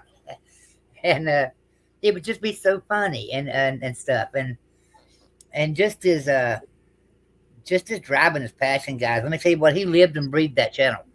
Me and him both did. We lived and breathed that channel. And God, I just miss his text messages all throughout the day to, give me updates of, hey, videos coming out in 10 minutes, or we had this many views in an hour and that many views in 2 hours. And I'm sitting there looking at the same thing he is and know it, but at the same time, it was just them text messages that, and I could show them to you. It's just amazing. He would just text me all through the day, just different numbers and different things that's happening. And I mean, look how big he was growing at a time when people don't grow. I know. And the views he was getting when people don't view. And, I mean, he was well on his way to being over 25,000 by the end of the year, easily. Exactly. We would have been. This was the biggest month we've had. And now, and this goes back to college football. Even when college football was going on and he was doing some serious videos about college football and stuff, we did not have a month like we did this month. It's 768 new subscribers this month. 768 in 1 month. And for a channel the size of ours, that's a lot of subscribers in 1 month. Mm-hmm. And not only that, but 500,000 views, over 500,000 views. That's just unreal in the off season for anybody. I don't care if they got 200,000 subscribers and they are a football channel. They could have 200,000 subscribers. And his live shows would have a couple hundred people in them. I went into David Smoke's. I went into 365 for a few minutes today. He had 111. Because it's the off season. That's what you normally draws. 100, 111, 115 or something. Golden would get 200 on a consistent basis. It was just his growth. It was just amazing. What's crazy too is I just remember watching some of his videos because I've always thought about maybe starting a channel with my soccer stuff, and him just talking about how he was nervous when he first started, and he would probably know this, Joey, like at first, but he just kind of realized you just got to do what you got to do and just be yourself and roll with the punches and make your content. And Yeah. he was always very comfortable in his videos. I don't ever never got a sense ever he was nervous or anything. Like he was confident what he was doing. And I'll tell you what, making a video where you're just talking to yourself is one of the hardest things to do. Oh, I know You it. know, It it's is. it's one. I mean, and he made 2 of those a day most of the times. He'll make a 10-minute video, Yeah. talking to the camera. I mean, that's not easy just to talk to yourself for 10 minutes. And and he not only that, but he would edit it and upload it. And his internet used to be like my internet. He used to have satellite internet. Back Yeah. when we first started out, man, he had satellite internet, and it would take him 7 hours to upload a 10-minute video and stuff. But he did it every day. He made sure he got his video done and it was edited, and he uploaded it. And if it took 7 hours to upload, that's when it got uploaded. And I And remember because you want to hit a certain time, because all the videos, we want them to hit a certain time, because that's when everybody starts watching YouTube, and you want to hit them with a video right away, right? So like certain days it's 2 o'clock is a great time to put videos out, and other days it's 4 o'clock, other days it's 7 o'clock at night. So he would have to make sure on days it's 2 o'clock that he would make that video, edit that video, and start uploading that video, at 6 o'clock in the morning, so he can make sure it's out there by 2 o'clock in the afternoon. And he would do that. See, and I remember, Joey, before StreamYard, you had to actually have his home number and call him. Yeah. I remember. Yeah, we had to set it up with a he had a spare phone, and we got a phone plan for it. We just bought a phone plan for it and just used that for people to call in. And we had to screen them, so they would have to send me an email with their phone number, and then I would have to send Chris a message to say, this phone number is going to call you, and it's so-and-so, because if it was, you never knew who you was going to get. You was going to answer the phone and somebody hollering a bunch of 4-letter expletives or something, and so you never knew what was going to happen. So we had to know who was calling. So I had to verify on the back end who was going to call in, and it was a hassle. But we didn't mind. It was part of growing the channel. It was part of what we had to do to build it. And I look back at that, and I'm spoiled today. I'm spoiled by all the tools we have today to just go and and do it. Because when I joined GBD, he had less than 650 followers. Yeah. I got in, when he was he'd only been in for like a year and a half, because he hadn't been on that long. Right. He was kind of stuck at 600 for a while, and that's when he reached out to me and said, he was asking for my advice on things, and we was talking and stuff, and he was like, man, you just need to join up with me. Just team up with me. I want to bring you on. I want you to be a part of Golden Blue Dude. And I was like, yeah, but I'm expensive, but we'll talk about it and stuff. But man, it was the best decision I ever made, because I learned so much from him. I learned a lot more from him than he ever learned from me. That's for sure. One of my favorite things was that intro that Golden Blue Dude had, where he had the hat, sunglasses, Yeah, Pepsi, and pit skin check. Are we ready? Let's go. And then that guitar theme song where it goes. Y'all don't know the thought process that went into all that either. I mean, it was like me and him would literally sit and brainstorm about things. What is going to work and what's not going to work, okay? And we would just come up with these things. And half the time I was like, I don't like that. Let's not do it. And he's like, let's do it. I think it'll work. Like the clownsonier. I hated the clownsonier. Despised the clownsonier. Yeah. But he did it, and people love the clownsonier. And I was like, what in the hell y'all love the clownsonier for, But I hated it. The checklist, I liked the checklist. I loved the checklist. I embraced the checklist. But I hated his name for the Get It Gang. I told him it sounded like a a porno where they were going to rape somebody. I hated to get it, dang. You know, and but he stuck with the name, and it still hasn't really caught on. But you know, it's just. But we brainstormed about intro music. We brainstormed about introductions. You wouldn't believe the number of videos that we would post privately. I'd post some, he'd post some, and we go in and look at them and compare them, and say, "Yeah, we like this, we don't like that. Let's do this, let's do that," to get that iconic introduction that everybody loves. And we couldn't change it. And we had a nice one even before that you guys probably don't remember. Jeff might, if he's been watching that long. We had a good intro even before we came up with this last one. Or I'm not going to say we, because most of it was him and stuff. But it's just, I don't know. It's just amazing. We worked together as a team. Everything we did was as a team. Mr. Joey, can I say something to Ty Guy real quick? Kind of lost. And something GBD taught me, and I'm gonna apologize to Ty Guy because I made a little video and I upset him, and I probably shouldn't have. You know, it was a video. It was trying Chris, to get. really didn't upset. I just No, Ty you Guy. took a lot of context, man, and that's all. That's all I said was. Ty Guy, I love you. I'm apologizing to you. And today with GBD reminded me that how short life is. You know what I mean? And it's just like I don't hate anyone in this world. That's not who I am. And I'm not small enough that I can't apologize to people for, something I did. Right. So I'm apologizing to you straight up, man to man, for the video I made. It's become a little comedy now that everybody wants to say, the whole know your role thing. But Right. it for me, it's all fun and games when it comes to picking at each other because we're the same family. I consider Ty Guy my family.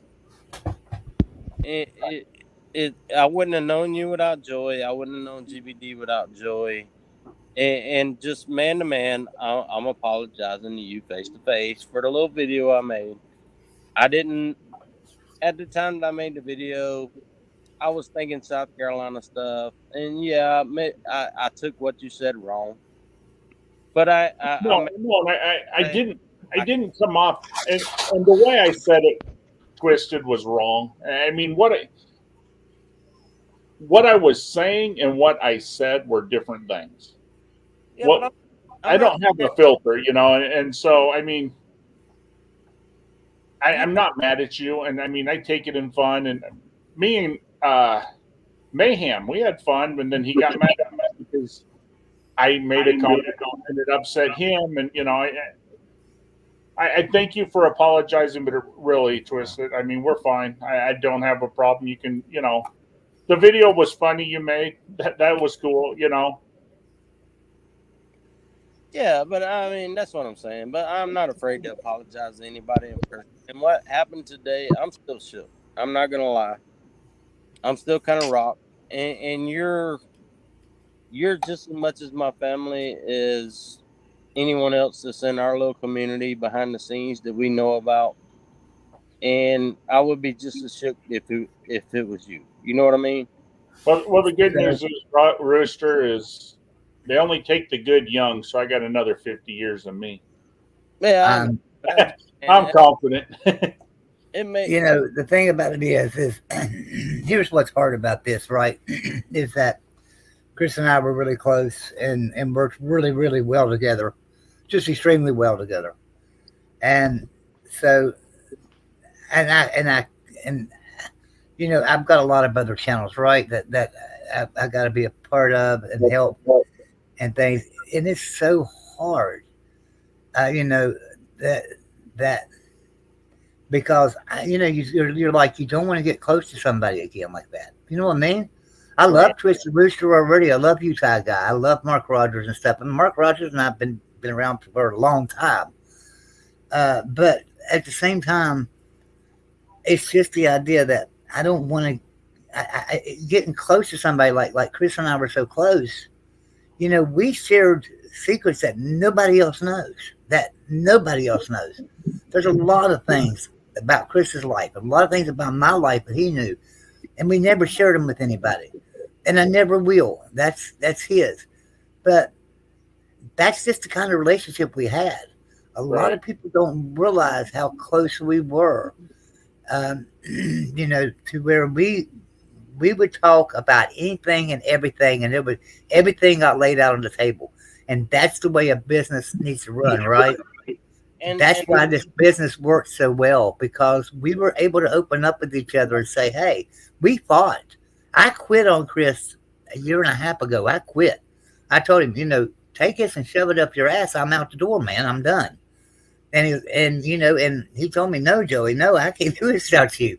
If Well, you're quitting, I'm quitting." And I'm like, and "No, you're not quitting, but I'm Joey, quitting." Joey, since Chris is gone now, I can say this, and it'll be okay today. But you've contacted me a few times. Chris just makes me mad. And Chris has wrote me a couple times. Joey just don't want to listen. You know what I mean? Yeah, And it's I funny. know. You know what I mean? But yeah, sometimes Chris would write me. That's how our business relationship was. And the thing about it was, we always met on a common ground, because I would get so frustrated and mad that I would finally just call him up and tell him off, or he would call me up and tell me off, Yeah, and we'd move on. yeah. And that's how it was. And we just, the thing about it was, is we just had such a great relationship like that it is really, really hard right now. It's like it's drained me. Well, It has. and this is a lot worse. And I'm not going to say it's not, Joey, but you think about this. Less than 6 months ago, we lost JW. I know. And he wasn't a creator, but you know what? He touched a lot of people's lives, and Yeah, they not did. mine as nearly as much as I knew him a lot less than a lot of you guys. But if you stop and think about this, and I don't want to hurt anybody's feelings, because everybody on this show, I will tell you, and luckily in my world, because my channel's not big, but I look at our world as 1 to 200 people most that we're close with, and me, and everybody I cherish. And I mean, I love talking to all you guys. I love having you guys on. And even though Chris had 12,000, 13,000, there were still just a few that showed up all the time and was everywhere. And I don't want to belittle somebody who's not around a lot. But over the last 6 months, we've all kind of gotten closer to one another. We've all, laughed, told stories together, and a lot of us, get on after hours, and we all see each other on Chris's show and on Mark Rogers and blah blah blah. But to lose JW, that hurt, and then now we lose Chris, and it's like, wow, I mean, our little group is shrinking, and it sucks that you bring somebody in. It's hard to believe you could bring somebody in to your life and just be on a show like this and talking to people, how affected it is that you lose somebody, how close you can Yeah. get to somebody without really knowing them. Yeah, I mean, some of you guys have been fortunate enough to meet at the slobs and this and that, but I mean, like Joey, me and Joey talk a lot. But how much does Joey really know me, and how much do I really know Joey? And in the short time, I look at Joey as a really great friend, and I look at all of you guys as really great friends, and enjoy talking to you guys. And it sucks that you let somebody in your life, and then someone so young with so much to live for, to lose them.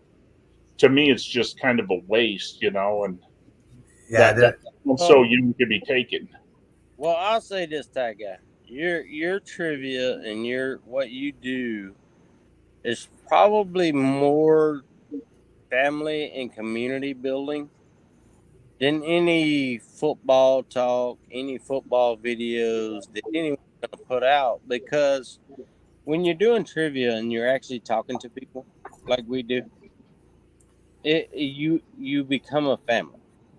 Right. Because we do it all the time with each other. You learn each other's personalities. You learn our little dumbass jokes. Right. You know what I'm saying? It's more of a with what you enjoy do with the trivia and the Jeopardy and all that stuff, that's more of a family building thing Yep. than the football community will ever be. Right. And that's kind of twisted. I mean, I started as a football. I was going to do similar to Golden Blue Dude. You know, I did videos. I tried to do mine on facts, you know, bowl game win, blah, blah, blah. And then it got to the point where I wanted to be more fun. And doing an hour show a night talking about football, that's fun in that, but everybody was doing it. And luckily at the time, Traveling Fools was getting away from trivia. So it's like, hey, I'll come in, I'll do trivia, I'll do, you know, Jeopardy and stuff like that. And I enjoyed this a lot better because half the time we're playing a game and the other time we're just bullshitting like this. And to me, this is more fun. Right. Yeah. This is a lot of fun because this is our time to learn about each other and talk and learn what's going on, you know, around other channels and things too, you know, because I talk and work all day long and this is my relaxation, right? I've always said that this is where I relax. This is my, and generally when I get off here, I go back to work for an hour or two and then I, you know, get a couple hours of sleep. Without GBD there, man, it's going to be really hard. It's going to take me a while to get back in the swing. I'm serious. I am zombied. I am just at a loss. I am. Well, and think about it like this, though, Joey. I mean, the thing with Golden Blue Dude is he took up so much of your time. Right. You know, so at least a quarter of your day was dealing either with him or dealing with his channel. Yeah. So, not that you don't work hard for everybody, but Golden Blue Dude was kind of your baby. You know, right. He was the one that you were focused on because of all the channels. He's the one growing. He's the one doing, you know, and rightfully so. So you're giving up. You just lost 1/4 of your day now. Right. You know? I mean, you know, I'm sure that's going to make all the other channels happy, but at the same time, you know, when a channel's not got a lot of members and stuff, there's only so much you can do, you know, right? Right. And so, you know, I have to reevaluate staff now. You know, I got to look because we've got staff with Golden Blue Dude, and I mean, they're not going to be out of jobs. I'll hire them over on Mark Rogers and stuff, you know.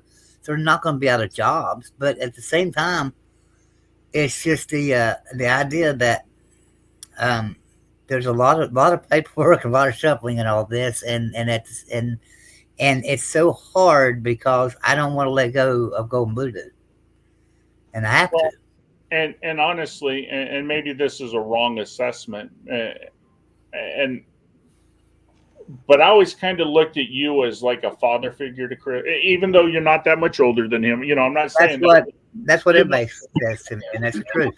Yeah, you know, you were more of a father figure to Chris, and kind of, you know, he was like your son, where you were bringing along, and you know, and to lose that, you're not going to get over it anytime soon. And no, you know, like you said, Chris emailed you or texted you or called you, you know, umpteen times a day, and a big portion of your life was interacting with Chris. I mean, me and you interact a lot at night, you know, but I mean, still, you're gonna miss out on so much from him.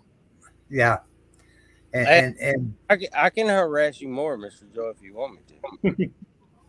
Yeah, and do that. I'm serious. You know, I enjoy it. You know, we've got to build rapport like Chris and I had. All of us do. Everybody that I work with, we've got to build that rapport. Mark and I have it. You know, Mark and I get mad at each other, and we can tell each other off, and then we go back and we're fine. Not to the point of telling each other off, but I mean, we can get upset with each other about stuff, and then listen to the other one's point of view and move on. Right? I love Mark Rogers like crazy, and I love all you guys, and we've got to get to that point too. And that's where I'm feared that it's going to be hard to get me to do that again. I mean, this is hard, man. This is hard. And Uncle Lou when I was talking to him earlier today. He was like, he says, he always said, uh, GBD, where's your daddy at? And where's Joey at? And and it's the truth. I mean, it was like that, exactly like it was. It's just, I don't know, man. I'm Well, lost. So, and what you're saying, Joe, is the same fact. The reason I came on to apologize to Ty Guy, because Ty Guy he was a very good supporter of my channel, and I kind of miss, he would text me and give me a little critique about my videos. So I was like, I always appreciated that. And Joey, I bounce off of you all the time, and I never really do anything without asking you first, like the host Monday Night Meltdown show. right.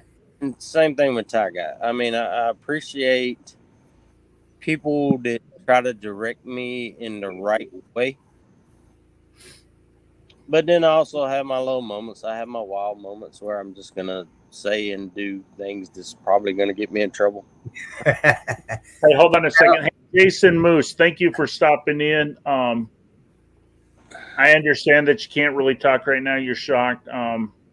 Happy that you did come in and say hi. We'll be back on tomorrow night on this channel to do trivia. And then sometime tomorrow, Joey had said possibly doing a live show on GBD.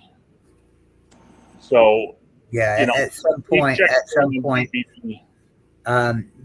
it's not anything that I'm going to push. If his family wants to do it, then we will. If the family says no, we won't. That's the subject. I'm not going to get into. I've talked to his family several times today. We've talked about doing a live tomorrow, and there's nothing set in stone yet. So, but we are pretty sure we're going to do a live tomorrow. They are, we are. Most likely, I am not by myself. Um, you know, I tell you right now, most likely I'm not by myself, and I couldn't do it at all. I had a hard time going on Mark Rogers tonight and just talking for a little bit. It was really hard. So. Well, that's why I asked you, Joey, today. I said, I'm doing my show tonight, but I told you, you're more than welcome. But if you didn't come, I understood, and Right, but it's my way away, and there's another one right there, that I'm trying to get close to, and is Matthew there, so that we can build a nice successful channel over there. I got to get close to, and it's hard, man. I tell you, it's yeah. Well, I was talking with Mark. I went on there earlier today. I wonder if we can get the University of West Virginia to pay a tribute to Gold, if it's okay. It is something that I will work on. It's something they've already reached out to me. They've talked to me, and so it probably will be something that we do this year. Unfortunately, I may not be here. I'll probably be in Thailand when kickoff starts, but it will be something that we'll do at some point. Yeah. But let me ask you this, Joe. Is there some type of marathon we can do? I mean, you can talk to the family with all the supporters that Golden Blue Dude had and the YouTubers. Some type of marathon, maybe on his channel where everyone comes in and kind of talks. And yeah. The thing about it is what y'all got to realize. The agreement with the Golden Blue Dude channel was mine and his, right? Yeah. That was our agreement. That was not my agreement with his family. And so they'll have to make decisions of what to do there. And I can steer them in that direction, but I'm not going to steer them in no direction. I'm going to let them kind of guide the ship and just do what they want to, because I know that at some point there'll be plenty of time for Joey to have one of those shows. If I've got to do it on Mark Rogers' show, if I've got to do it on Twisted Rooster channel or Matthew's channel, or all three, to have people just come in and say something. It would be better on Golden Blue Dude's channel. I agree. And it's something I want to do. I want to do it. But, I think the family's kind of confused right now on which way they want to go with things. And I can understand that. it's a lot to digest. I You get know. it. Just trying to think of something to help raise more money for them. Well, yeah, that's my thought too. And I told them, I said, when you create that GoFundMe page, give it to me, and just tell me what the link is, and I'll take care of that thing, and we'll get that money raised. And that's what I keep an eye on it, and I'm just so happy. I mean, the support is just there. $7,000 in 6 hours is amazing, guys, and that support. I mean, it's just unwielding, and I love it. I love that support, and that's how I feel like this whole community is. That we all support each other. Matthew lost his mother-in-law here a while back, and then I called Matthew immediately. Anything you need, let me know. Matthew never called me needing anything, but I wanted him to know that I'm there. Anything he needed, because she was a great woman. I met her. I met her at the Slav Olympics, and stuff. uh, when we lose somebody in this community, and it doesn't matter if it's brother or sister or a mother or father or a mother-in-law or father-in-law, if they mean a lot to that contributor, to that creator, content creator, or to that person that we're all close to, right? That it means a lot to all of us, and that's just how it is.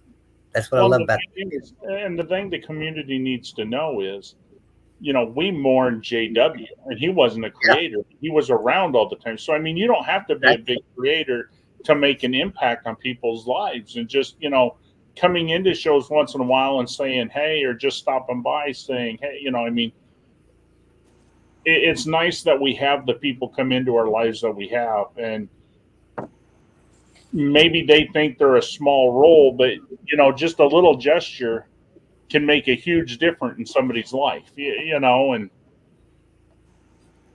yeah, That's what I was saying earlier, that guy. Like when you used to text me and we were talking about videos and how to do videos and how to look up information and all the stuff you used to do for me. I mean, that meant a lot. And Matthew pushes my channel too. That means a lot to me. And well, what Joey does for me is like beyond what a lot of people will know what Joey does for me. and Twisted, you can ask Mayhem, me and him, we talked, and I'm going to get this wrong. I think we talked Saturday. Days just kind of go in and out with me, but I think it was Saturday, and I was telling Mayhem, I said, you want to do a perfect video right now.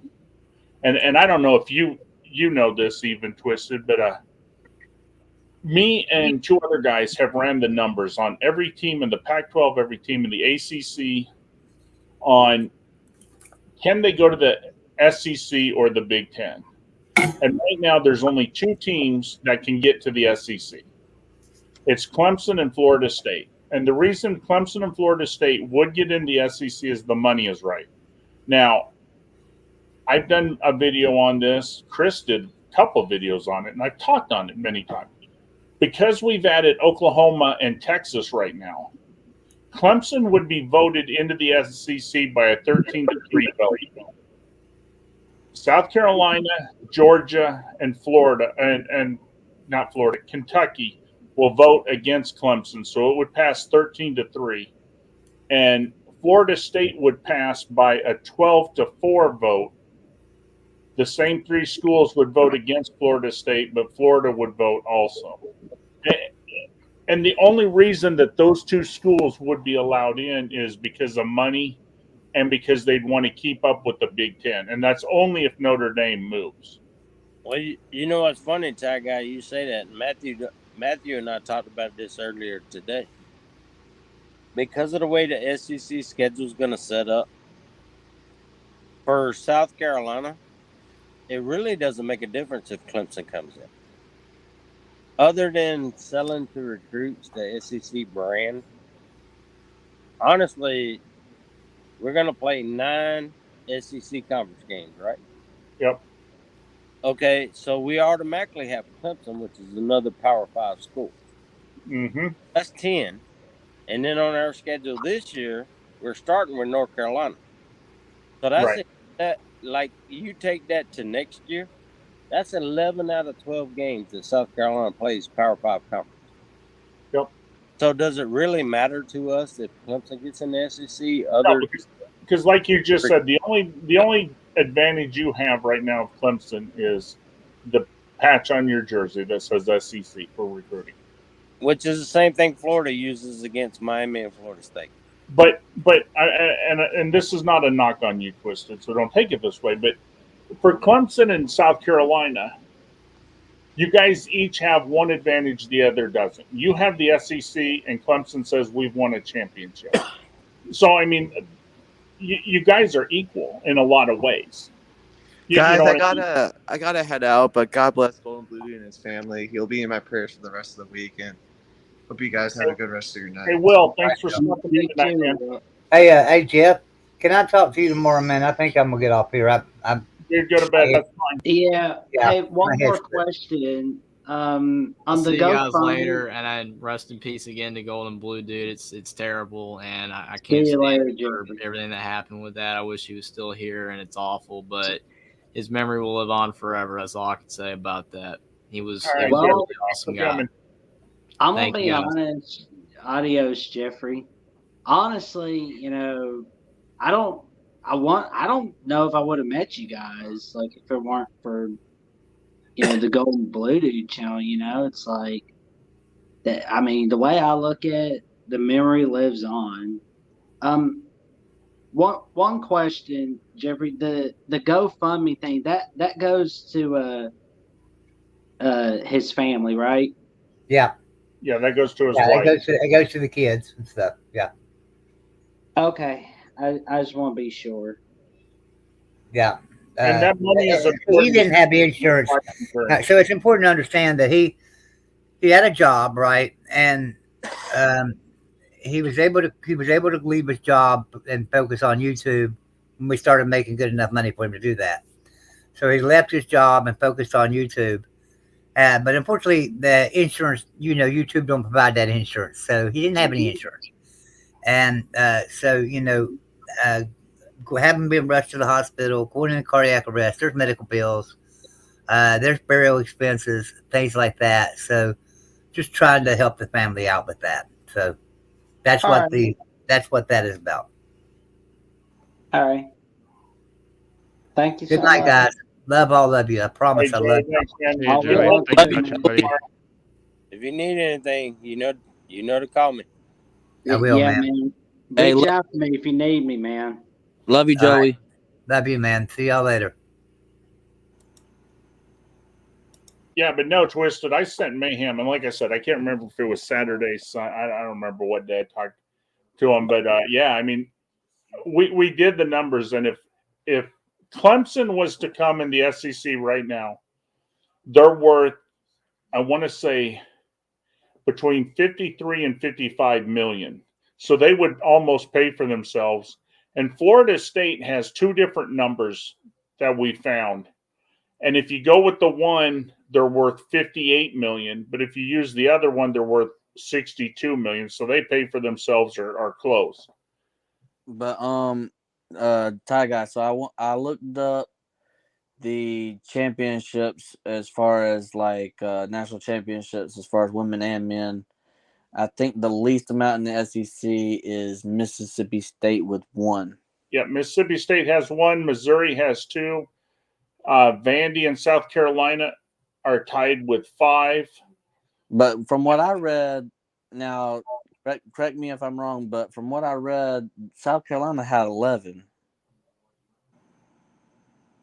If you count non-recognized NCAA championships, they do. Oh, yeah, okay. If you count like bass fishing, equestrian, yeah, that type of stuff, then South Carolina's got quite a bit. Yeah. But as far as the sports that actually make money, which is sad at South Carolina that our women's basketball team makes more than our men's basketball team. Yeah, I'll go with Ty Guy. It's probably about 5. Yeah, because you have two in baseball. That's the men's. Okay, that's all you want is 2. And ironically enough, Vanderbilt has 2 men's also, and it's in the same sport, baseball. The thing is, should have 3. A a lot of people don't know this. The NCAA only recognizes 28 sports. And then outside of that, there's sports that they that they don't recognize that they still offer national championships in. A lot of them, like equestrian, that's huge in Texas.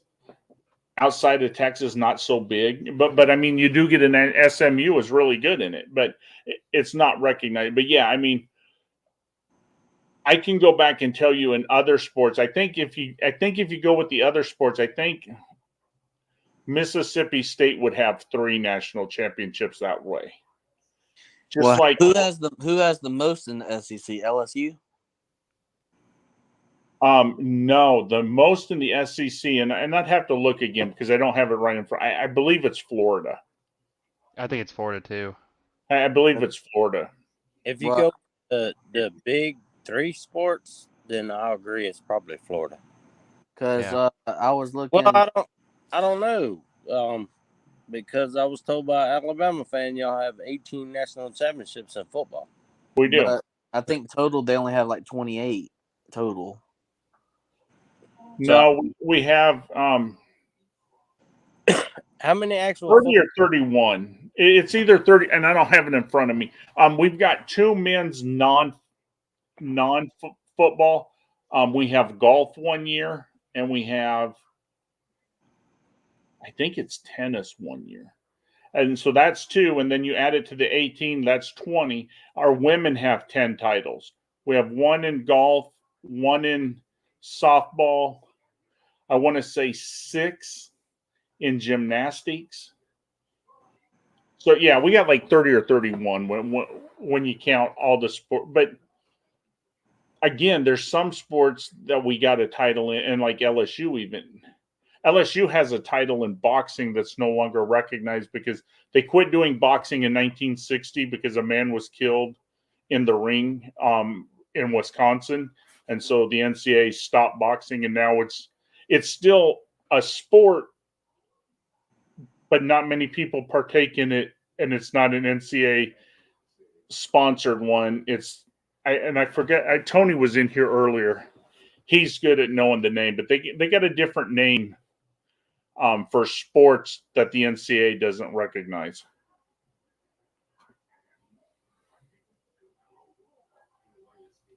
Now, Mayhem, I told you about Kansas State, right? You guys know Kansas State is the only Division I and Division school that doesn't have any national championships.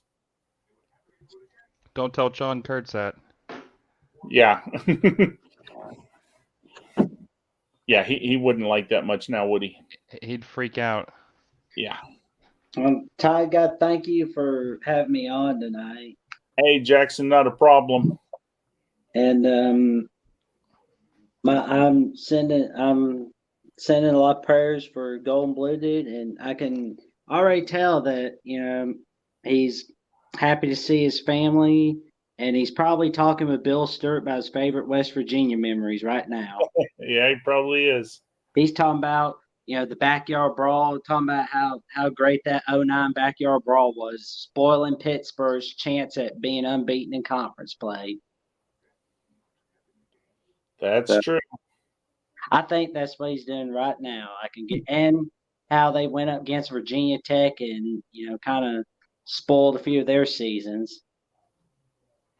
They did like spoiling some people. Yeah. There's probably some ESPN Classic where he's at. Yeah. Right upstairs with the man above us. Wonder if he sounds like Morgan Freeman. Well, you guys tell him hi when you get up there because I'll be heading the other way. I don't know about that, man. I mean, no, it's true. Marines, we don't die. We just go to hell and regroup. Well, if anything was to happen to me before you, which I don't know if it will, but if it does, I'll put in a good word for you. So y'all have a good night, gents, and I'll see y'all later. All right, Jackson. We'll talk to you again. Have a good evening, buddy. So Mayhem, how are you tonight?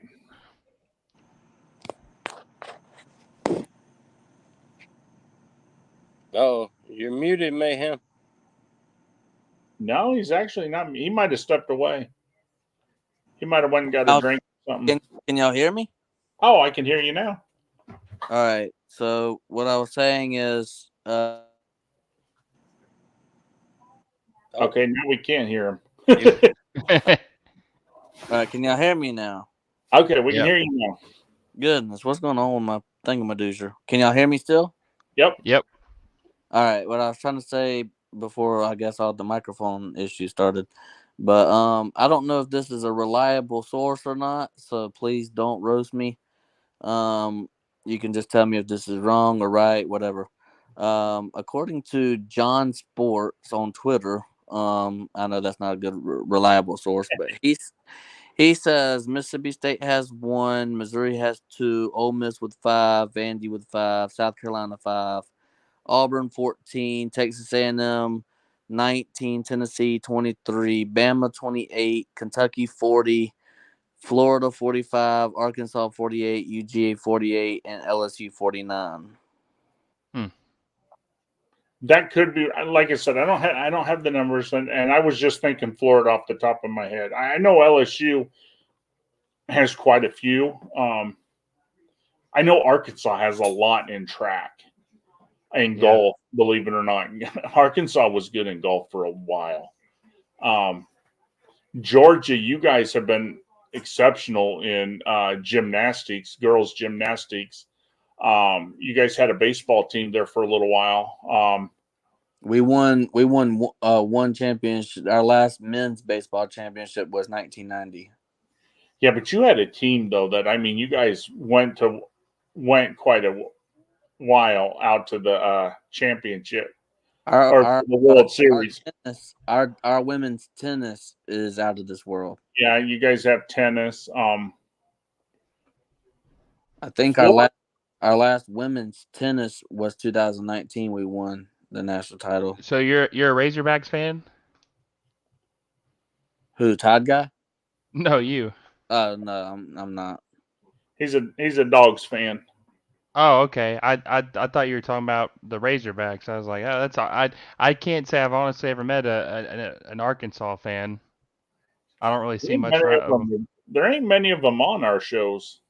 Yeah, Rooster Man must have jumped off. Oh, he must have, yeah. Or he lost his internet again. Yeah.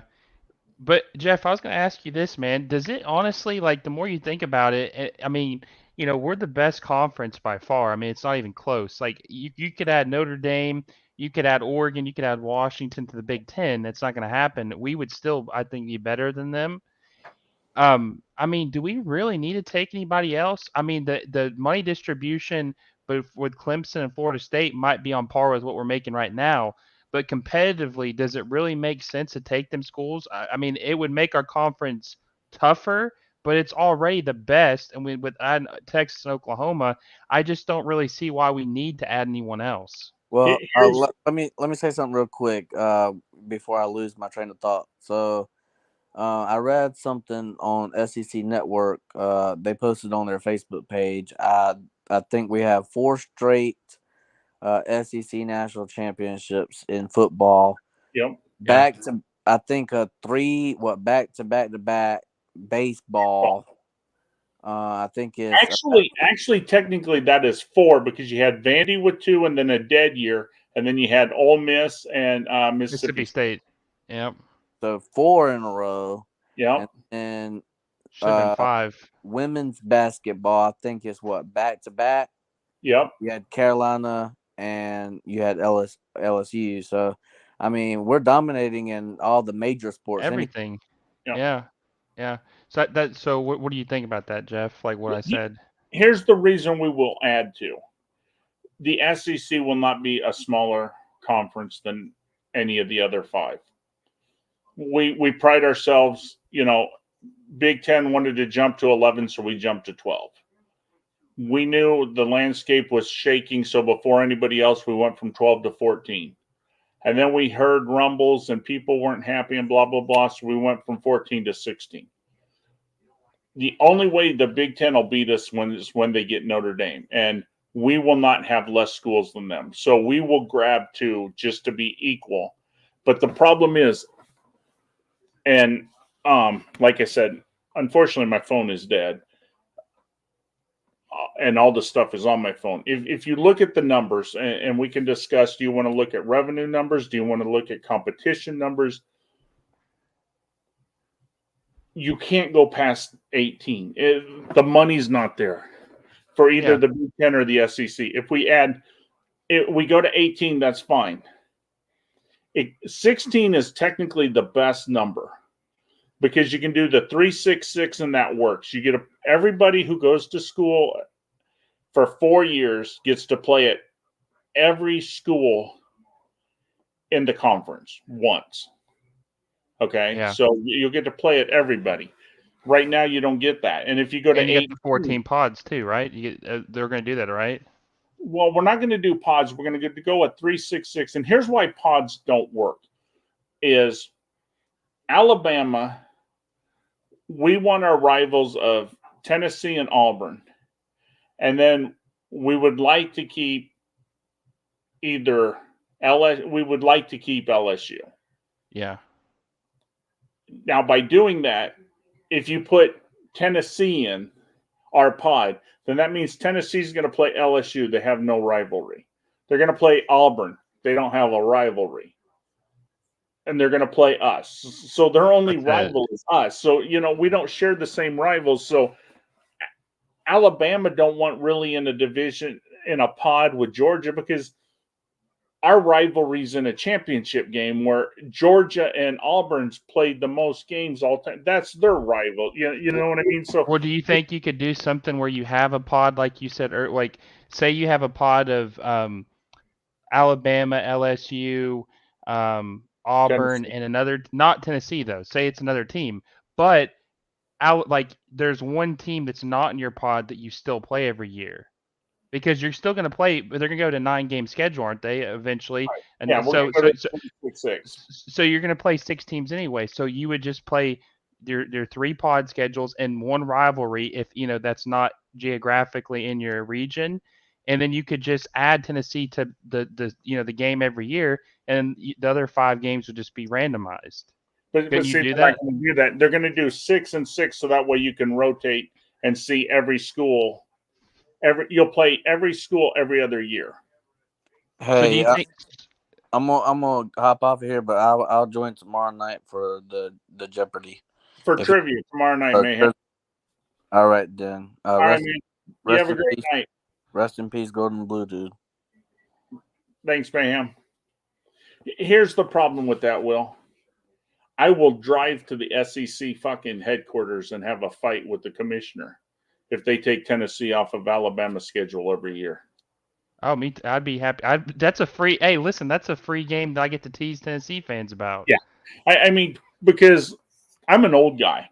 I hate Tennessee. I hate Tennessee more than I hate Auburn. I don't hate LSU because LSU,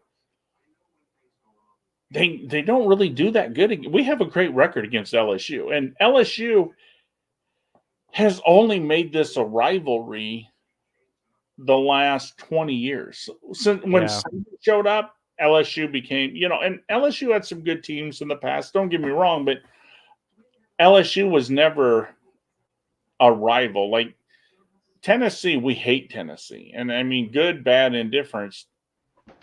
We beat them 15 years in a row, but look at the scores. Okay, we beat them in 2009 in order to win a national championship. We beat them because Mount Cody blocked 2 field goals in the last game. minutes. Yeah. When has anybody ever blocked 2 field goals in a game, let alone the last 2 minutes of the game? I mean, that was crazy. So even though we beat them 15 in a row, look at those scores. Yeah. We wasn't beating them by 28 and 35 and 42. We were beating them by 3 and 7. And, I mean, they were good, close games. In the 90s, well, okay, I would say kind of like what you're saying about LSU and Alabama is kind of like how Tennessee and Vanderbilt used to be until recently when it got more competitive like LSU and Alabama. LSU considered Alabama a rival, but Alabama did not consider LSU a rival because it was a one-sided contest. They hated you. You guys didn't really care. That's Yeah. how Vanderbilt and Tennessee was. Vanderbilt hated Tennessee. Tennessee didn't really care until recently when the games were more, I mean, go back and forth. Yeah. I mean, hell, up until this year, Vanderbilt, man, God, we used to get fucking boat raced by Tennessee. They beat us like I think until 05, they beat us like 23 years in a row, which is insane. And in the last 10 years, well, before this year, it was split 5-5. It's more competitive. It goes either way. But if they do the 3-6, like you're saying, the three opponents. So you're saying Alabama's going to have LSU, they're going to have Auburn, they're going to have Tennessee, and then do the 6 rotational games. Yep. Then we'll probably play like Georgia, Florida, South Carolina, Texas A&M, Texas, and Oklahoma this year, and then next year we play Vanderbilt, Ole Miss, Arkansas, Kentucky. Who have I forgotten? Ole Miss and Mississippi State. Yeah, so you just keep rotating every other year. You play 6 this year, 6 the next, and there's been a leak of what they're looking at, and Alabama's coach complained, and it was funny because everybody said, well, Nick Saban, he's scared of competition, and he wasn't complaining that our 3 rivals was Tennessee, Auburn, and LSU. He was arguing at the time that they wanted to give Georgia Vanderbilt. Now, where's the fairness in that? Alabama has to play 3 teams, and all 3 teams had won a national championship at least once since 1998. And they wanted to give Georgia, Auburn, which is a good game, Florida, another good game, but then they wanted to give them Vanderbilt. And we're like, one, what really, Vanderbilt and Georgia is not really a rival. I mean, you're not close enough to each other like Ole Miss and Alabama or Ole Mississippi State. I mean, there's some distance there. You guys don't have a lot of history of knock them down, drag them out. No. Our 3 rivals are Tennessee, Kentucky, and Ole Miss. That's our rivals. That's there it. You go. And that's what Saban's saying. How come Georgia gets Vandy and we get LSU? Yeah. Let's make this schedule, give people fairness. The people Vanderbilt, and no offense to this, but I mean, every team wants Vanderbilt because you guys hadn't had football for the longest time, except for a couple years, and it's like, no, Vanderbilt, first of all, Vanderbilt should be able to say who their rivals are and listen to them because, I mean, would it be fair if we got you guys as a rival? You're not a rival. No. I mean, what's funny is I had a Tennessee fan. One of my friends. I really don't talk too much anymore, but he was one of my obnoxious Vols fans, and he was saying how he was tired that he said it wasn't fair that Tennessee had to play Alabama every year. It's bullshit because like their schedules, he said that they have to play the East schedule, Georgia and Florida, and then they have to play Alabama every year. He said it wasn't fair that they were the only East team that had to play Alabama every year. And I said, well, that's too fucking bad, man. I mean, that's just the rivalry. I mean, if you were beating them, you wouldn't care. You just they don't weren't want to play in the 90s when they were kicking the hell out of us every year, and I mean, or in the early 2000s when we had Mike Schulen couldn't win a freaking game, and. But that's the problem, people, Alabama, Tennessee, if you take the last 16 years out, okay, 15 because we won, and just last year, just because it's new and that,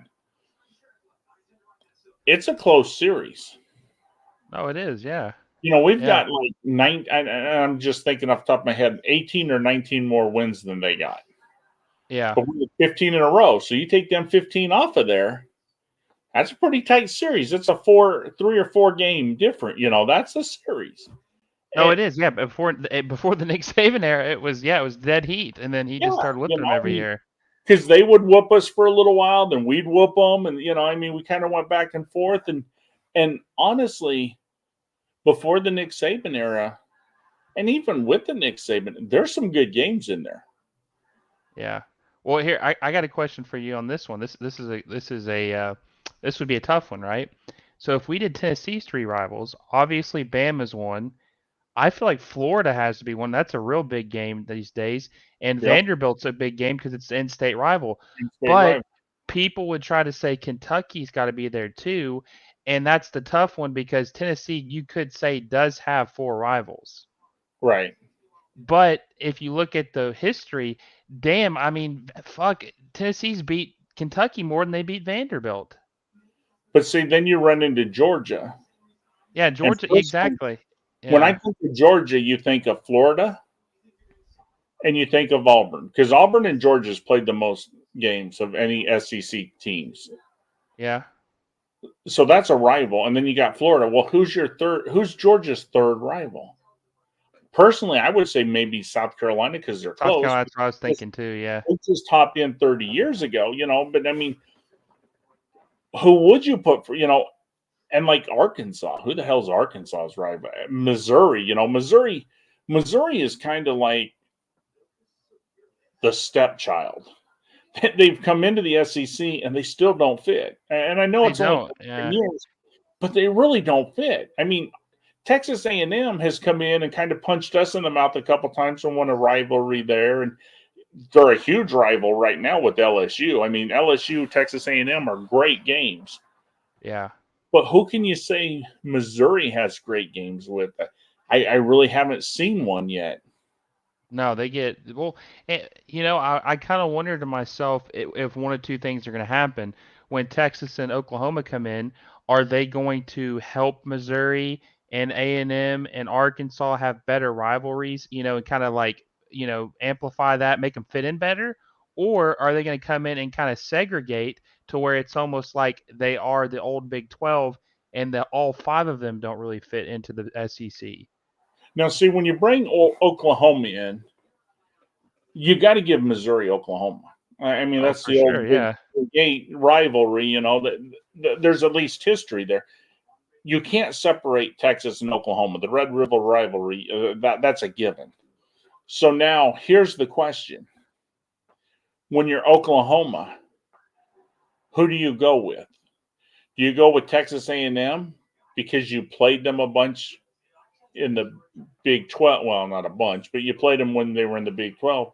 Or do you give them Arkansas, who's logistically closer to you? And then if you're Texas, do you give Texas A&M, Oklahoma, and Arkansas, because Arkansas used to be in the Southwest Conference? Maybe that'll help Arkansas have a real good rival finally. But Missouri's kind of the odd child out. You're going to give them Oklahoma. Do you give them Arkansas thinking, logistically they're real close, so maybe that'll work? And When I think Oklahoma, I do think Texas, Arkansas, Missouri would probably be the three. But Yeah. is there a way where we could, how you're talking about the 3 and 6? Is there a way where a team's three rivals could be different, not the same, like they're not in the group, like you're saying? That's how it would be, right? So their three rivals would be different. They play these three same teams every year, but they're not in a group, like you're saying. They would just play because what you're going to do is you're going to take Oklahoma. Oklahoma plays Texas, Arkansas, and Missouri. But now Texas is in there, but Texas only has to play Arkansas, Oklahoma, and A&M. A&M. Yeah, that's what I was thinking too. Versus Missouri, and that's why the 3-6-6 works, because Alabama's rivals aren't the same as Tennessee's, ain't the same as LSU. Because you want LSU and Texas A&M. You don't want LSU and Tennessee. Tennessee's our rival. They're not, But that works. Vanderbilt, personally, and this is just me, and again, I'm not a Vanderbilt fan, but I would give Vanderbilt Missouri, Tennessee, and Kentucky. And I don't think that's a terrible draw for Vandy, because a lot of years you can beat Missouri. A lot of years you can beat Kentucky, and you guys are now doing really well where you can beat Tennessee. So I think that'd be a fair draw for you guys. I wouldn't be upset with that, but the only thing is that we have a really big rivalry with Ole Miss. They have 53 wins and we have 40 wins, so it's Oh, really close. We okay. played 90. We played 95 times. So like that, I mean that's our SEC West team we play every year is Ole Miss. We play them every year. So would you get rid of Kentucky then? I think you probably would because I don't think that's actually. It's funny. We have a better record against Tennessee, but than Kentucky. But Kentucky has a better record against us. Because I would probably actually no, it's actually damn, it's not that bad. So Kentucky's got 48 wins and we have 43 wins. That's the tough part. It's like if I was doing Kentucky's rivals, I think you'd have to put Tennessee, obviously. I would probably put South Carolina with Kentucky, wouldn't you? And then would you Right. say what Missouri And or Missouri. Vandy? Like one of those two schools. I mean, it's just really tough because we have a lot. I mean, I would probably say honestly, Jeff, you probably would put Kentucky ahead of Missouri. It'd probably be Kentucky, Tennessee, and Ole Miss.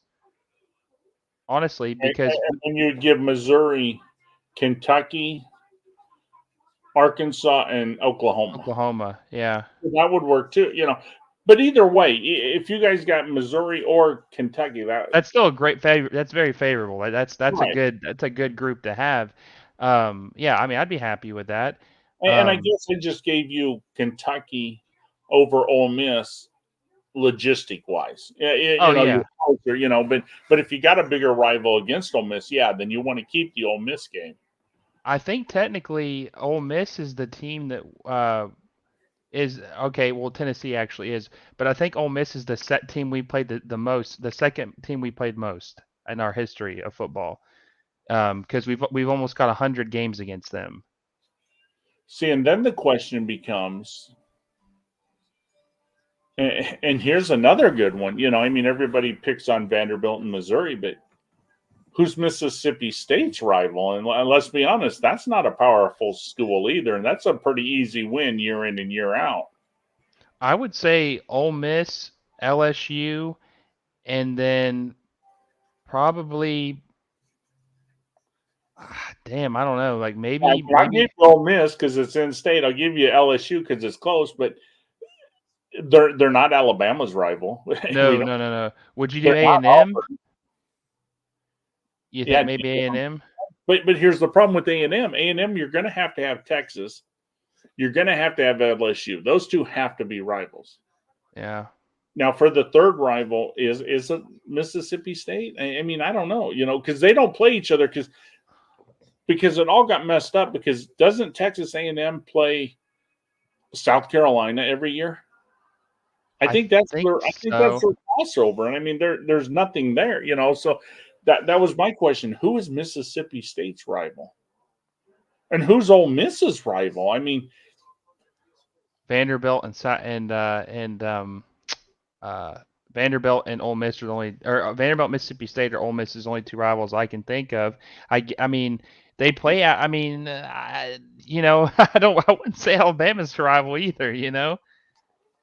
do you give it to Arkansas? That's the thing, though. Arkansas is already playing. They're already playing Oklahoma. They're already playing Texas. They're already playing Missouri. Yeah, I mean that's the problem, and that's what a lot of people don't understand is the SEC has rivals, but not everybody has rivals, and and like you brought up, everybody wants Alabama as a rival. Yeah. LSU hates us, but we don't consider them. Ole Miss wants it. We don't consider. A&M wants it. We don't consider. And that's the problem. And now Georgia's doing really well, so people, we got to beat them, and it's a big game to them. But Georgia don't get up the same for them, And so when you do the three permanent, it's hard. Who plays who? No, it is. Yeah, yeah. Well, and another thing too is like, I'll be honest with you, Jeff. I think there's going to be a lot of bitching when they do come up with a three. There's going to be a lot of people complaining about it. They're not going to be. They're going to think they're getting screwed over because kind of like what you said. Even though Vanderbilt is, I mean, I'm a fan. I mean, I understand. I'm realistic about it. They've been historically a cupcake win. But I mean, if their rivals are Ole Miss, Kentucky and Tennessee, or Kentucky, Missouri, whatever, the combination of those three. And then, like you said, your combination is LSU, Tennessee, and Auburn. I mean, people are going to be upset with that if their three is way harder, because I mean that could be 3 losses. Right, and that's where Nick Saban got in. Nick Saban said Georgia ain't getting Vanderbilt. That's just not fair. Yeah, I don't want Georgia, man. I would be pissed. Hey, traveling fools, how are you? What's up, Tide Guy? How you doing, man? Where are you at now? I'm in Iowa still. I'll be in Iowa for a while. Are you still in Iowa? I am. Hey, did you hear the news today? Yeah, I just got off Mark's stream just a few minutes ago. Yeah, it's fucked up. Totally crazy. 2 months, man. Do what now? That's 2 and 6 months, J-Dub, and now. I know, man. I know. It's kind of sad. I'm an asshole, and only the good die young, so I'm safe. So. Right. Is that why I'm still Come here? out, Virginia! Don't you wait. You Catholic girls start much too late. Exactly. Yeah, I got your joke. It's sad, man. Yeah, prayers for Chris's family. Yeah, I mean, just you take tomorrow for granted, man, and you just don't know. It's just sad. Nah, you can't take any day for granted. I texted Joey earlier, Jeff. I'd said to him, because he had texted me the other day, so I just wanted to respond. I said, hey, or whatever, and I said, hey, did you see the UConn rumors? Because I just wanted to see what he thought about that. And then he just texted me and said, GBD passed away last night. I can't go into details right now. And I didn't read it properly because I thought, I was like getting prepared for the movies. And then I'd read that and I was like, what? I had to like read again. I'm like, what the fuck? Like kind of caught me off guard. So that's when I called you when I was there. And that was like the last thing I was expecting to read, man. I mean, that just totally caught me off guard. Yeah, it's sad. You just don't know, I say I'm old, but 52 is not terribly old, but Chris was only 42, man. That's young. Got kids. That's what hurts. Even a single guy shouldn't die at 42. Don't get me wrong, but it just sucks when you got little ones, and yeah, that's where I feel sorry is that he's got these. I want to say 4 children left behind. I mean, that's sad, man. That's sad. Yeah. It's hard, and it's going to be hard on them kids because you lose a parent. That's traumatic, man. Well, and he was an active parent as well, so yeah, that's very different. I've met his children. I've hung out with his kids. He's always brought them with him to events and stuff, and they were good kids. And so that's what's sad is he was an involved parent. That I feel bad for those kids. Prayers to them. Yeah. It's terrible, man. The saddest part is too. It's like I was talking to my buddy about this earlier because I was kind of telling he didn't really know who GBD it was. It's crazy. I actually have a friend that doesn't watch college football. Right? It's kind of wild. But we were just talking about life and stuff, man. And the saddest part is never about who's passing. It's the people that are left behind because they're the ones that are grieving. That's the sad part. And it's just kind of hard to grasp. And I never would have thought. What was the last time we were talking, Jeff? It was Sunday, right? Because we were talking the day before the national championship game. If I had told you guys this, or one of us had said it then, we would have thought we were fucking crazy. Like there's no shot. Yeah. But it's just kind of crazy stuff like that can happen. And it's funny because I can show you because I still got him. Chris. I unsubscribed to Chris, and I told Chris point blank. I said, dude, I love you like a brother. You're a great guy. I don't like your videos because people are using your word as gospel in the communities and arguing. I said, but I know you're doing it. I know why you're doing it. I wish you all the luck in the world. And, and I would send him, do a video on this. This has actually happened. Here you go. And he would write me, hey, that's a great idea, blah, blah, blah. You know what I mean? And he wrote me, I'll just look real quick. He wrote me. Well, hey man, I got to bounce. I got to get ready for bed. But I just saw you live, dude. So I just wanted to jump on and check on how your trip was going. Oh, dude. I'll let you know this week. We'll know for sure this week, but we're kind of going to do the Gilligan's Island. I was told it was going to take 98 days to get citizenship for my wife, and I found out it's going to be over 8 months now. Yeah, good luck with that. I told you, man. I told you came out there and said, "Oh, it's only going to take this," and I was like, "Yeah, good luck with that, brother." Yeah, because we've been dealing with that for 7 years now, and yeah, good luck with that. Yeah, we just Gilligan's Island. It was going to be here a lot longer than what we thought. Ain't no 3-hour tour, bitch. No, ain't gonna happen. Hey, tomorrow night, Traveling Fools, we're gonna do trivia. So if you're free tomorrow night, what time, man? I do at 10 p.m. Eastern, but like I said, we'll answer questions all night long. So whenever you're done, yeah, I'll try to pop in. You know me, man. I work in my shop, and when I get done, I get done. I can't commit to any time, but I love coming in and hanging out with you guys. Oh yeah, no, well, like I said, tonight we did we did a Jeopardy.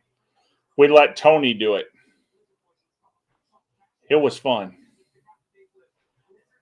Tony's too that's smart. Cool. Yeah, I popped on Mark's there at the end about GBD just a little while ago, and then I didn't get through working till it was like 11 something. I got through working, running on about 3 hours of sleep in the past 40 hours. So that's why I got to bounce, man. But I just saw you were live. Always want to show support, man, and jump on here and Hey Jeff, let me ask you this: if you got any kind of updates or anything for the conspiracy show on the other stuff, please feel free to call in, man, because you were a big part in starting it, and would love to have you back.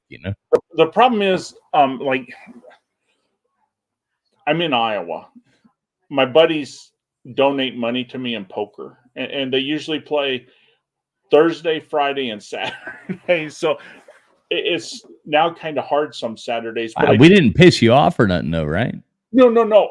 Okay, because you were there. You were there like hardcore strong, and then disappeared. And I'm watching them. I'm replaying them and watching them. But like this Saturday, I'm committed to a poker tournament. If I get bounced out early, I'll be on the show. And I want to get with you because I talked to a guy who, again, not my forte, but claims to be abducted and would like to talk about it. Well, that'd be awesome.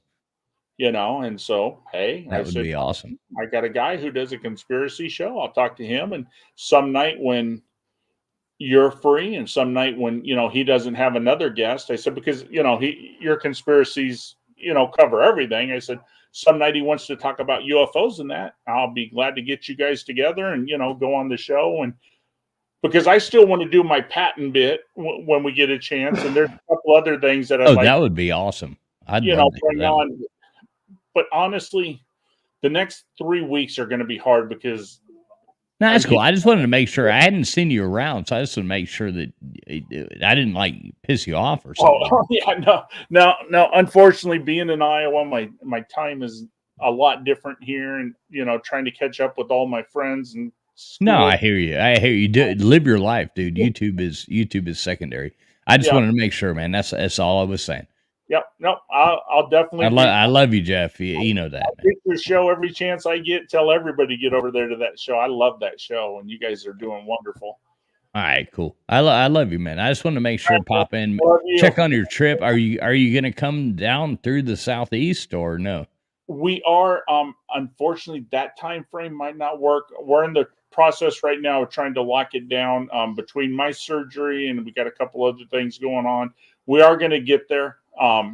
And I will definitely. So you are going through with the transgender sexual surgery? Yeah, I am. I decided, hell with it. I already got the breast. What the hell? Might as well.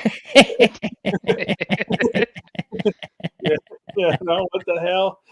I know, man. I mean, come on, get the butt implants to him. Maybe I'll hit it. I get half off. What the hell? Now, here's the question, though. Do I got to get hair implants? Because, since if I'm going...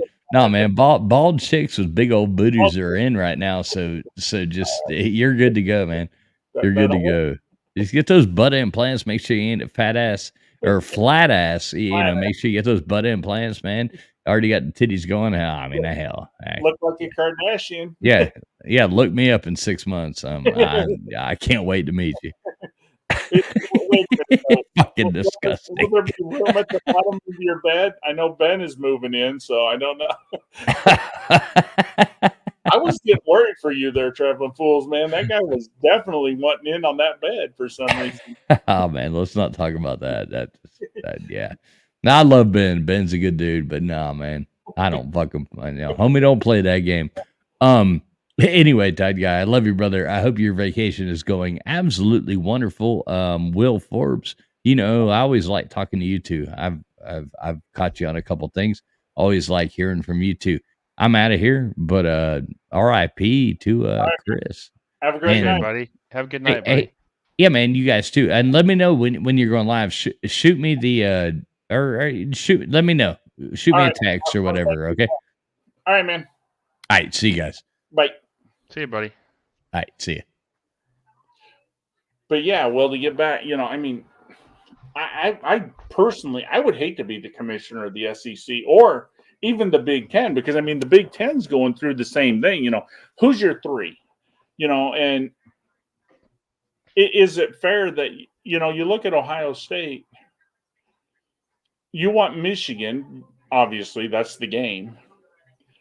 But let's be honest, Ohio State, Penn State's been a really big game. Oh, it's been huge. Yeah. But then if you take Penn State, and if Michigan doesn't take Penn State, if Michigan says Michigan State, which in state rivalry, you're going to give it to them. Yeah. But what happens if Michigan says, well, we want Iowa? Well, then Ohio State says, well, we're fucking playing Penn State. You guys are playing Iowa. You're playing Michigan State. This ain't fair, you know? And I mean, that's the problem. How do you... Because as an Alabama and as a Georgia, you're going to care about the other school. You don't want Georgia to have an easier schedule than you. Georgia don't want Alabama to have an easier schedule. But now you're bringing in the blue bloods of Texas and Oklahoma, and you don't want their schedules to be padded either. You know, you don't want an unfair advantage to get to a championship. And unfortunately, you can't please everybody. No. Well, the only thing I could think of, which it probably has flaws too, is that when you build the schedule like your six schools you're going to play every year, maybe they could do it to where I mean, instead of doing like the 6 on, you know, kind of like you're talking about the rotation where you hit everybody every couple of years. I mean, the only way I could think to make it fair is to where the 6 schools you play is based on the win percentage. So like if this, you know, the 3 permanent teams you play are very good, like Alabama plays, then obviously I think there's 6 non permanent teams. The strength of schedule, like they should, you know, that should be the balance off. So if your 3 rivals are shitty, then your 6 teams you play should be harder. You know what I'm saying? Well, yeah, because think about this. As Alabama, we're going to play, let's say, LSU, Auburn, and Tennessee. Yeah. Now, in the same year, do you want to play Georgia, Florida, Texas, and Oklahoma? Yeah, exactly. That's not fair. That's not fair. Yeah, you got to split them up and make it. So if your rival games that year, you know, I look at it this year. This is the year before we go to the new SEC, right? So obviously Alabama has their 3 rival schools. So if those 3 schools they play have a high win percentage, then their 6 schools that they aren't their rivals needs to have a lower win percentage to balance it out. And that's just the only way it's going to be fair. I mean, that's just the only way. I mean, you can't have Alabama play every fucking good team in the conference. I mean, that's just not fair to anybody. Well, and I didn't want to hear that, because when they said Georgia would get Florida, Auburn, and Vandy, and we were going to get our 3, they said, well, think about it like this. In the last 10 years, you beat Tennessee all 10 years. Georgia beat Vanderbilt all 10 years. It's a wash. Well, maybe in the last 10 years, but let's open this up to 20 years. What happened in the last 20? What happened in the last 20? You know, you can't do a small picture and say, you know, it's a rival. You know, it's like, I can't help it. Tennessee has been down for 15 fucking years. They're going to come back eventually. I mean, eventually they got to be right. This is going to be their year. But, I mean, but would you want to be the commissioner who had to decide who plays who? No, hell no. And one thing we were talking about with the Big Ten that kind of makes me think is like how lucky of a conference we are to where we have a team that's down and we got 3 more teams that are up.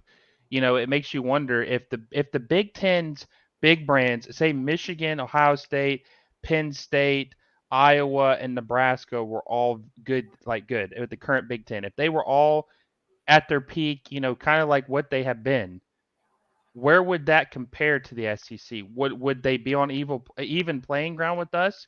I mean, you almost feel sorry for some of these conferences of how bad luck they have where all their big brands are just down except maybe one team. I get into a lot of fights on Twitter, and this amazes me because, and finally I said, well, maybe I am fucking stupid. I don't get it, but I always say the Big Ten has 2 things. They have academics and they have market size. The academics don't help in TV contracts, but that's the only 2 things the Big Ten has. The SEC, the thing we have is recruiting, which don't help us make money, and we have product. And people are like, you think your product's better? Dude, we've won 14 out of 20 national championships. Tell me another product that is as good. There's not one. Can you imagine right now, with the way the TV contracts are looking, the Big Ten is going to make about $12 million a year more per team than the SEC. Could you imagine how much wider the gap would be the other way if the SEC had the market sizes? Because we have the product. Could you imagine if we had an LA, if we had a New York, if we had a Chicago market size? I mean, now we're getting Texas, which is huge and helping us. But all the Big Ten has is market size. Yeah. You give the SEC market size and the product, the Big Ten market size are like freaking 5 and 10 times more than what the SEC is. And you're only making $12 million a year more. There's a problem. See, that's a good point, and that kind of makes me wonder, do you think that, like, for example, we have obviously the best product, right? We do. But if you look at our market size, we're very comparable to what the Big 12 is. We have a lot of small towns we have a lot of college towns. That's all they are, minus Austin, Texas, and Vanderbilt, Nashville.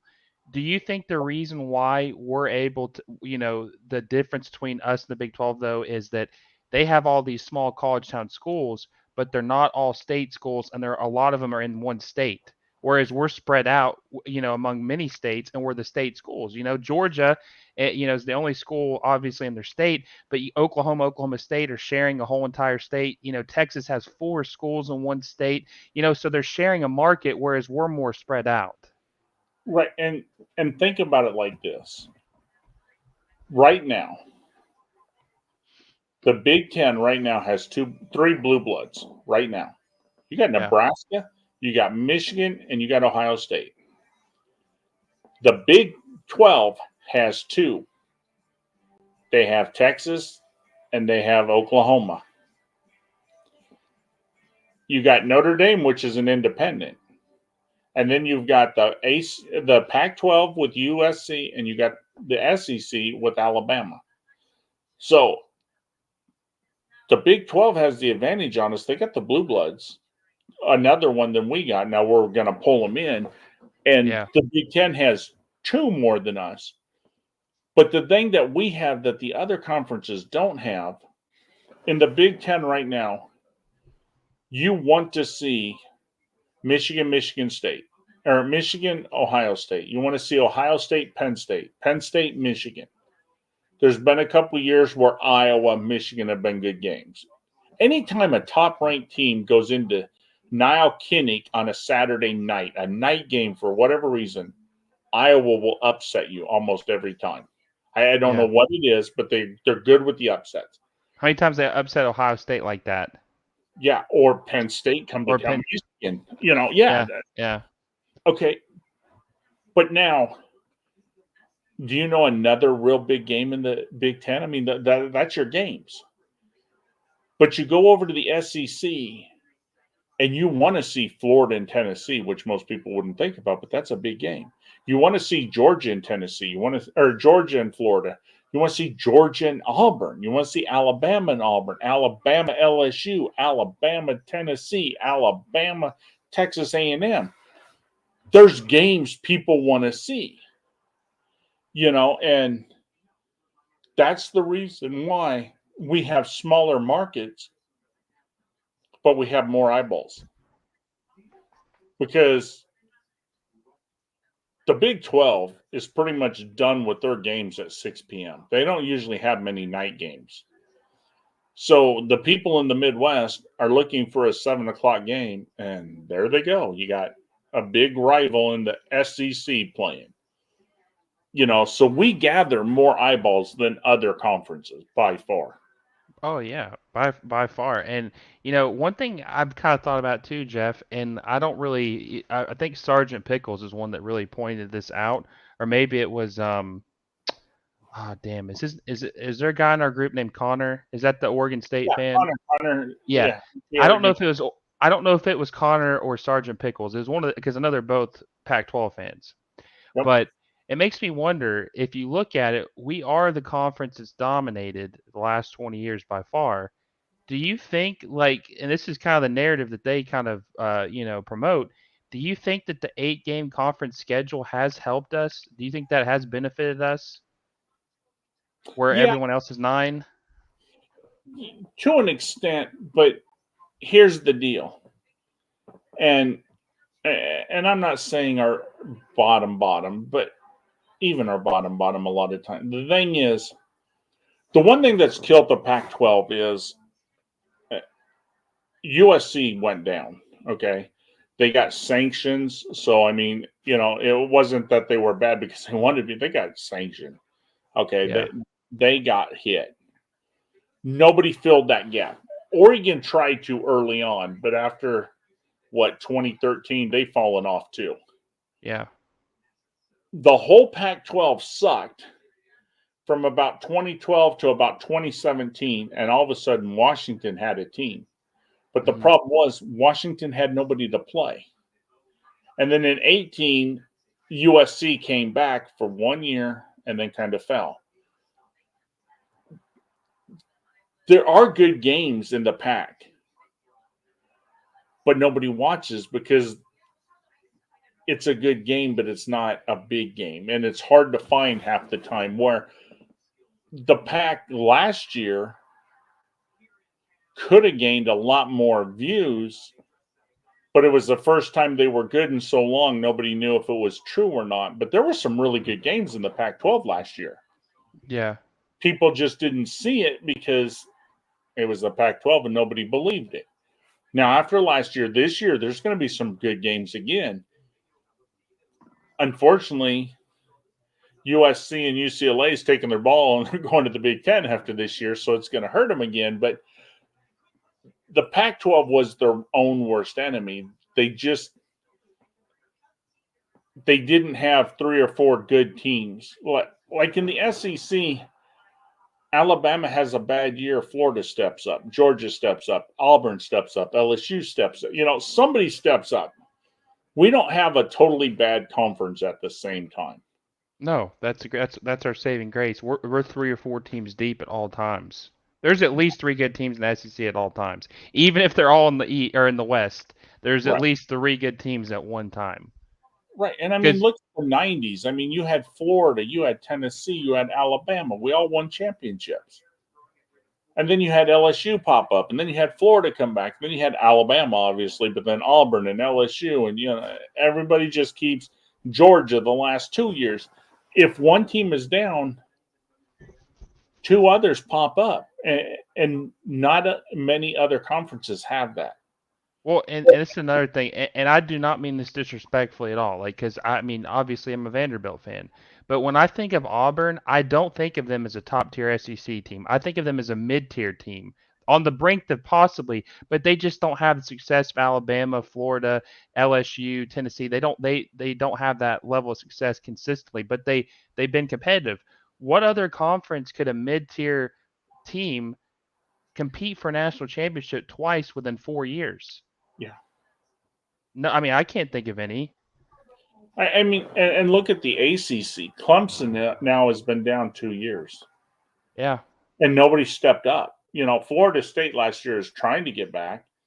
Yeah. Miami, Miami's kind of stepped on their own dick here recently. They've had other teams go down, but they haven't been able to step up. And hopefully, I really like their coach, Cristobal. I like Cristobal. He played on the 92 team that Alabama beat for a championship. So, I mean, he's a Miami guy. He coached under Saban. He got a little, he's coached under he played for a great coach. He's coached under Saban. I think he can do well, and I hope he does well. He did well at Oregon. He had some good years there. He won a Rose Bowl. He went 12-2. I think it was like in 19 or 20. I think it was 19 because 20 was a COVID year. So I mean, he's proven he can win at a Power 5 level. Yeah, Miami's just kind of a weird spot, man. It kind of gives me very similar vibes to Texas. Like the expectations are very high, but the boosters are kind of like, poking around a lot, and it's just kind of like it almost feels like everything has to tie in perfectly together in order to win there. And now, the other good tie-in with Texas is no matter who the coach is, they always get good players. Yeah, exactly. Yeah, they can pull the 4s and 5s. I mean, they get talent easily. Texas because I mean, Miami 1 is like Texas. It's got a name. I mean, everybody remembers, Miami when they had the swag and when they were, stomping everybody. The problem is it's the same as it's been at Texas. They get the talent, they just don't develop the talent. Yeah. And that's one thing that Alabama does really well. And it's another thing that Ohio State doesn't do well. And Georgia's doing exceptional right now. Just because you get a 5-star kid doesn't mean that's his peak. You got to take this 5-star and make him better. And if you don't, then it doesn't matter how many 5s, because Texas is the perfect example. That whole freaking roster, they get a roster almost as good as Alabama every year. And do they play like it? No, because they don't develop the talent. Texas A&M had the best recruiting class ever, but they don't develop a quarterback. They're never going to win a national championship because they've got great players, but they don't have a quarterback. And, one of the things that I said, since we met too, and I think you agree with this, especially in the SEC, you can have, like you just said, all the 5 stars you want, man, but if you don't have the coaching and the scheme, it doesn't matter a damn bit. Like A&M had the number 1 recruiting class last year, and they went 5-7. So I mean that is important. That's what separates the good teams from the bad teams. You got to be able to. That's why Butch Jones didn't make it in Tennessee. He had like 3 top 5 recruiting classes, but he couldn't develop a quarterback, and he couldn't develop all his talented players he had. I mean, if you go back, the 2014 recruiting class they had, and the only reason I know this is because I couldn't, no matter how much I tried to avoid it, I just kept being shoved down my throat by these fans. But if you go look at the 2014 class, they had like the most Tennessee in-state recruits they had in like 10 years. It was a top 5 class. Everybody thought that was the class to get them back, and half those guys either transferred out or never did a damn thing. Right, and think about this, and this is something I don't talk about a lot, but it's true. Georgia just won back-to-back national championships with a bad quarterback. They did, yeah. Alabama had a quarterback win 2 national. He won 3, but he was on the bench for 1. A.J. McCarron wasn't a great quarterback. When Alabama has a great quarterback, we don't win. Tua won because he came in and only played a half. But when Tua took over, did we win? No. No.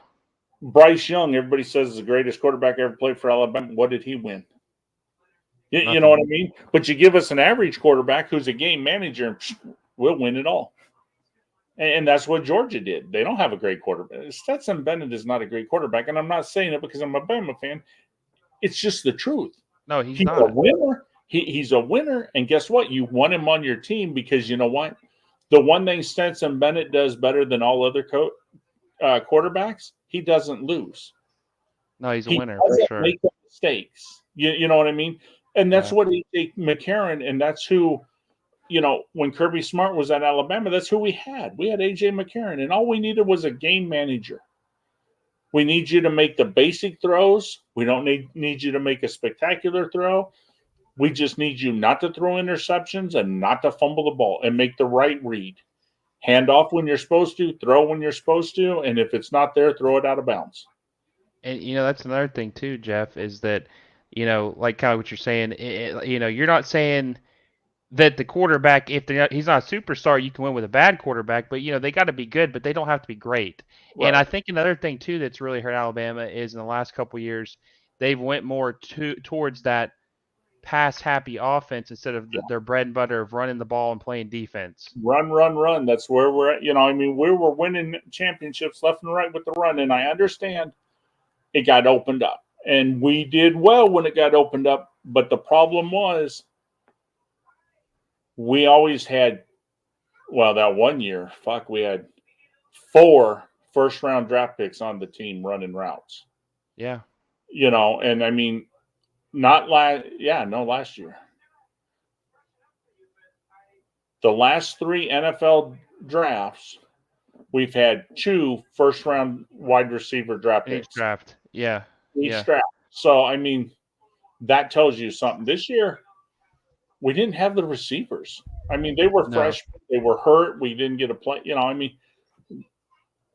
Where years past, we had always at least 2 of the fastest guys on the field were our receivers, and we would send them long and send other guys across the middle. So was you going to cover deep and let us run across the middle, or are you going to cross the middle and we burn you deep?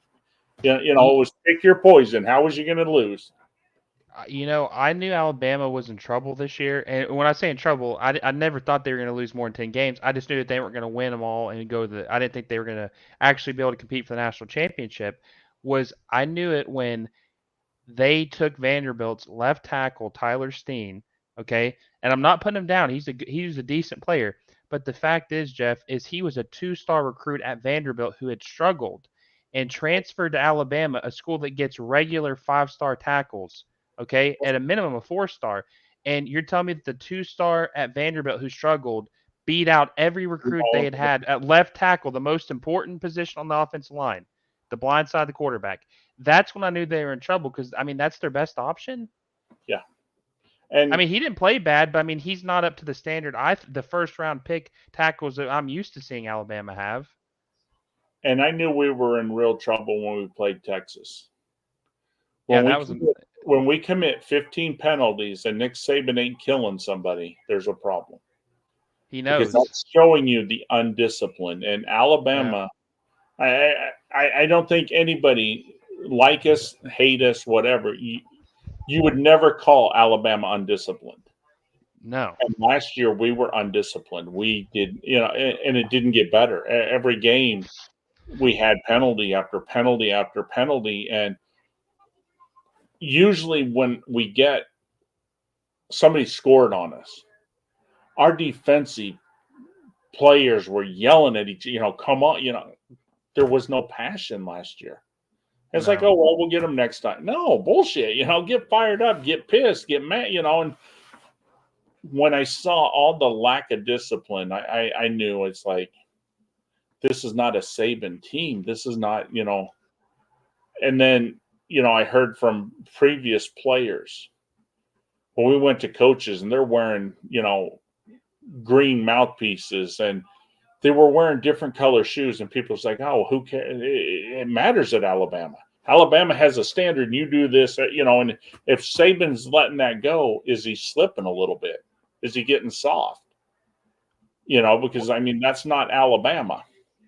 Well, I believe honestly, no matter how great you are, that there's a time and day where it's time to move on. And I know it's kind of hard because you're not going to fire Nick Saban. He's the best coach. He's arguably the best coach you ever had. Okay.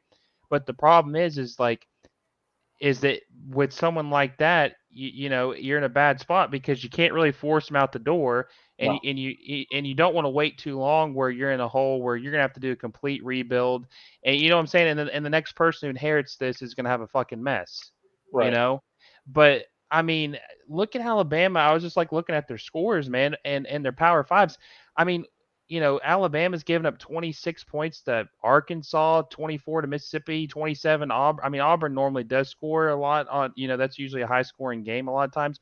But it just feels like Alabama's defense has also been off, man, the last couple of years, which has also been Saban's bread and butter, having elite defensive players. Now, a lot of people disagree with me, but I like having Kevin Steele come home. Kevin Steele's been at Alabama twice, and each time he's been there, our linebackers have played phenomenal. And that's one thing we've been missing the last couple of years. Linebackers with attitudes. Tua, a great linebacker, don't get me wrong, but he didn't have the attitude. We're missing the attitude, and we need that attitude. And I think Kevin Steele, I think he will bring it. He will get our attitude back, and you know we can do something this year. Hey, Mr. Duggar, how are you? Hey, I'll be right back. I'm gonna run my dog out real quick, so I'll be right back, Jeff. What's up, Buckwheat? Hey, can you hear me? Pretty sad about huh?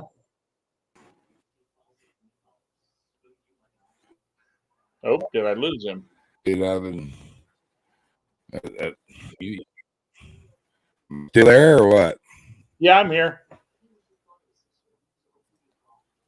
Your internet's frozen. Yeah, that's a sad thing, bro. I mean, you're not guaranteed another 30 seconds on this earth, you know what I mean? And, well, you know, you got to, you know, that's why I say, you know, I mean, I would have never thought my wife would have passed away before me. She's way healthier than me. So, I mean, dadgummit, man. You know, I mean, ain't nobody going to be able to take his place. He's a good cat. He's good people. You could tell. You could just tell. You know the way, you know, people think about him, and some of the things I've heard people say since I've heard this news. I mean, you know, he could be probably proud of his life. He you know, he'd probably be up there with old J Dub right now, having to start listening to J Dub shit. Yeah, he's back to listening to J Dub. He goes, well, I'm glad you're finally here. I wanted to finish that story. You know, he had one. He said the first commercial.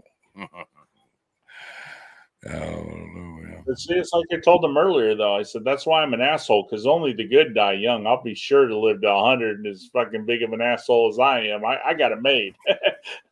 Maybe. I don't know, man. I smoke way too many cigarettes, I think, and I have for years, and I'm here for a short time and a good time. Heck yeah! But I, you know, if I make 75, 80, I'd be extremely happy. You know. Yeah. I mean, I've been blessed. I don't know what it's going to be like. I'm not scared of dying. A lot of people are scared of dying. I'm not scared of dying. I don't want to die. No, doesn't mean that, you know, I don't want to die, but I'm not scared of dying because I think I really have a belief in my heart. You know, a lot of people don't, but I've got a calmness about it. So I think good for me, you know, and everybody always tries to push religion off on other people, or they say other people are pushing religion on them. Dude, I'm going to tell you straight up. If you are a true believer in my Lord Jesus Christ, it's a one-on-one. It's a one-on-one. You know, ain't nobody going to get you to heaven. Ain't nobody going to throw you in hell. No. But yourself, you know, and I mean, we're all humans. We all made mistakes. Yeah. Yeah. But even when you're gone, you know what I mean? You're not forgotten. People think about you. and you live on that way. And the members of the man's family, my condolences to them. And I wish everybody that has him in their hearts condolences, because you did lose a good cat.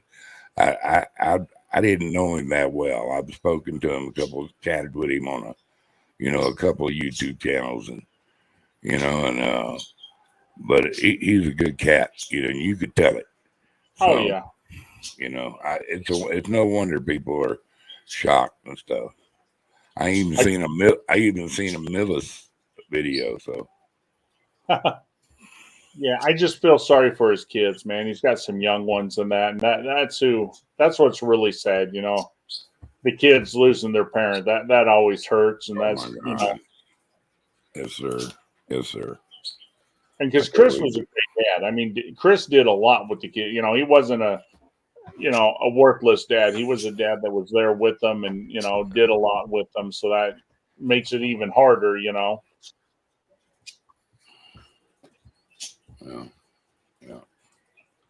Yeah, that's a terrible thing, I've definitely put him in my prayers and his family. That's, what I can do for him, and, life's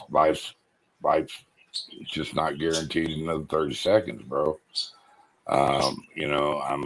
Everybody got the stories of people that one minute they were there, next minute they weren't. I got one of those. We're going through life happy as can be. And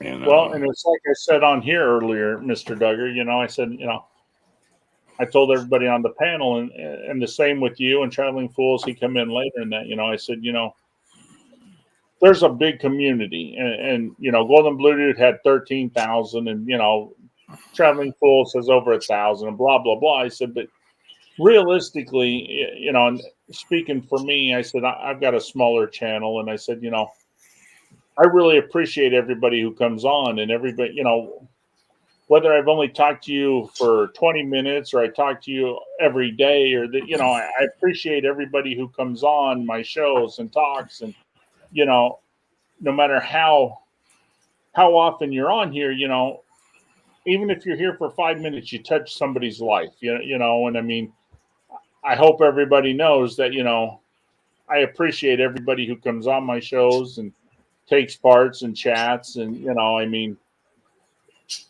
like you look at J Dub. J Dub didn't have a show, but everybody loved J Dub, and he touched a lot more lives than he would ever know, and his family would ever know, and Well, it's been my pleasure getting to meet all you fellers. Hell, I just figured like we bubs now. It's nice to be able to carry on most of the time semi intellectual talks. Exactly. It goes astray every once in a while. We're men, most of us anyway. And even the ladies, they'll jump in and get all rowdy once in a while. So, it's just us being people, man. But I said, and I told the people on there, I said, you don't really understand how many lives people touch. I said, because there's a lot of people out there. And on my shows, I got a lot of younger single guys, and I got, guys who don't have a wife, or a guy who don't, and sometimes these little talks, even though, it's midnight or that, and you don't think much of it, that's the highlight of some people's days. And I'll be honest with you, I got a wife and I've got friends and that, but I get a lot of pleasure hopping on here, talking to you guys and hanging out and hearing stories, and I mean, definitely, it's just cool. Definitely. Well, like I say, that feller touched a lot of people, and say a prayer for him, and if you can financially help him or whatever y'all need to do, do it. I mean, but everybody's going to show their grief and what he meant to them. Like I said, I didn't know the gentleman that well, but I know he was highly regarded. And I did get, like I say, chat with him a couple times. He was a good feller, I could tell. I'm a pretty good judge of character, so God bless him. May Well, he it's like rest I in told peace. Chloe, me and Chris didn't see eye to eye on a lot of stuff, but I texted him all the time, and I, talked to him all the time, and I don't know anybody who had anything really bad to say about the guy. I mean, the guy was full of energy, full of happiness. Yeah, he was. Yeah, Funny he was that, brother. I mean, he was a great guy, and he truly meant well, and I don't think he ever wished ill on anybody. Yeah. Well, I seen you was up here, and I just wanted to come to Will back, or you there, Will? Now he had to take his dog for a walk. Oh, yeah. I was thinking about getting me a dog today, and I like shepherds and I like dachshunds, so. I always got to get two of them. I can't ever just get one. I gotta have somebody to go. I live out in the wild, wild west, man. I gotta have a German Shepherd to protect my dachshunds, from the coyotes. You know what I mean? We've had them jump our fence thinking they're gonna get them a free wiener dog, and all of a sudden the shepherd shows up. And wait a minute. That little wiener dog has a buddy. Oh yeah, he pulls him like a knife too, man. I had two of the greatest hounds there ever was, man. I had a little dog. The name was RBD, stood for red butted dog. Red butted dog. And then of course I had my Maximilian. He was something else, brother. That was supposed to smartest. He was a talking dog. You look on my videos. I got a short of him. Does your dog talk? Oh, nice. And if you can't hear that somebody talk, I'll kiss your ass and give you 3 days to draw a crowd. He'll tell you, I don't know. And I'm telling you, bro, it was funny as shit. So that's why I put it on. Anybody's ever seen it, like, that dog can talk. I said, I know. And he would just come get you. Like if he had something going on, he would come get you, and he wouldn't leave you alone till you got up and went with him. He had him a rabbit found, a little bitty rabbit. I mean, a little bitty rabbit. It's barely. You couldn't have been out the nest very long. But they hit the ground running about that big, And he come over there and he just looked at him. And my old lady, of course, she had to pick him up, of course, and become a mommy to him. And so she put him in a little bucket and put him a little hay in there and put him up there on the counter. And my dachshund, he went up over the couch, wormed his way around to the counter, got in the bucket and grabbed the rabbit and ate him. So I mean, I've got a big million stories of them dogs, man. But that's just one of them. Dogs are great. Yeah, but they were good. He was my burglar alarm. My wiener dog was the burglar alarm, and the German Shepherd was, hey, you don't want to come in here. Trust me. He's an evil dog, dude. But he wouldn't bite unless he was felt threatened. I don't think, or you were messing with his mommy. I think he would have bit me over her. I really do. I really do. And he loved me. That was my boy. Don't get that wrong. That was my boy. But over his mama, I think he'd have bit the shit out of me if I was doing something to her. Yeah. It's funny how that works, man. Their man to protect mama. Yeah. Oh, how are we doing tonight? Hey, I'm doing well. Hey, I'm not much for video, and I'm definitely not much for audio, but I just, out of respect, wanted to just say thank you for all you do, and more importantly, just acknowledge and wish Chris and his family, and just let them know that thoughts and prayers. And as I've watched the channel, although I have a lot of things to say about West Virginia, I can say one thing, and Chris was a good person, and I just wanted to just jump in and acknowledge that and say sorry for everyone's loss. Yeah, my lost wife's to good. family's from West Virginia, and it's West by God, Virginia, by God. So, anyways, I just wanted to jump in. So, Hey, just thanks for coming on, Gixer. Like I said, you're welcome anytime, man. yeah. But to quote Mr. Duggar, it's 30 seconds. You never know. But Yeah. the beauty of it is it may be 30 seconds, but your impression could be much longer than that. Exactly. And that's the nice thing with Amen. GBD. He's going to be remembered. You know, I mean, he definitely touched a lot. And honestly, I mean, if we didn't have GBD, I don't know that I meet most of you guys, because most of us, we started over there and then we kind of branched out and kind of did our own shows and this and that, but we all interacted, and, you know, I mean, so he brought a lot of us together. Yep. Yep. And Mr. Duggar, you and I need to talk later about your dogs. Yeah. You They said, were some what do good you have pups. again? I had a shepherd and a dachshund, a miniature dachshund. And when I say he was a miniature dachshund, he was just a little muscle. You know, he wasn't one of these little fat wiener dogs that you see everybody talking. He was a very muscular little dog, and we had him on a real good diet. I've raised hunting dogs and show dogs all my life. You know, when I was young, so all my dogs looked like dogs supposed to look like. You know what I mean? They didn't get all fat and stuff. They just turned into muscle. And first time I took him to the vet. We lost our vet. Our vet retired. And we went to this new vet that he recommended, and we set him up on the table there, you know, and he's just glistening in the light, you know. I mean, he's just so shiny coat. Little. She goes, "My God, that's the most beautiful little dachshund I've ever seen."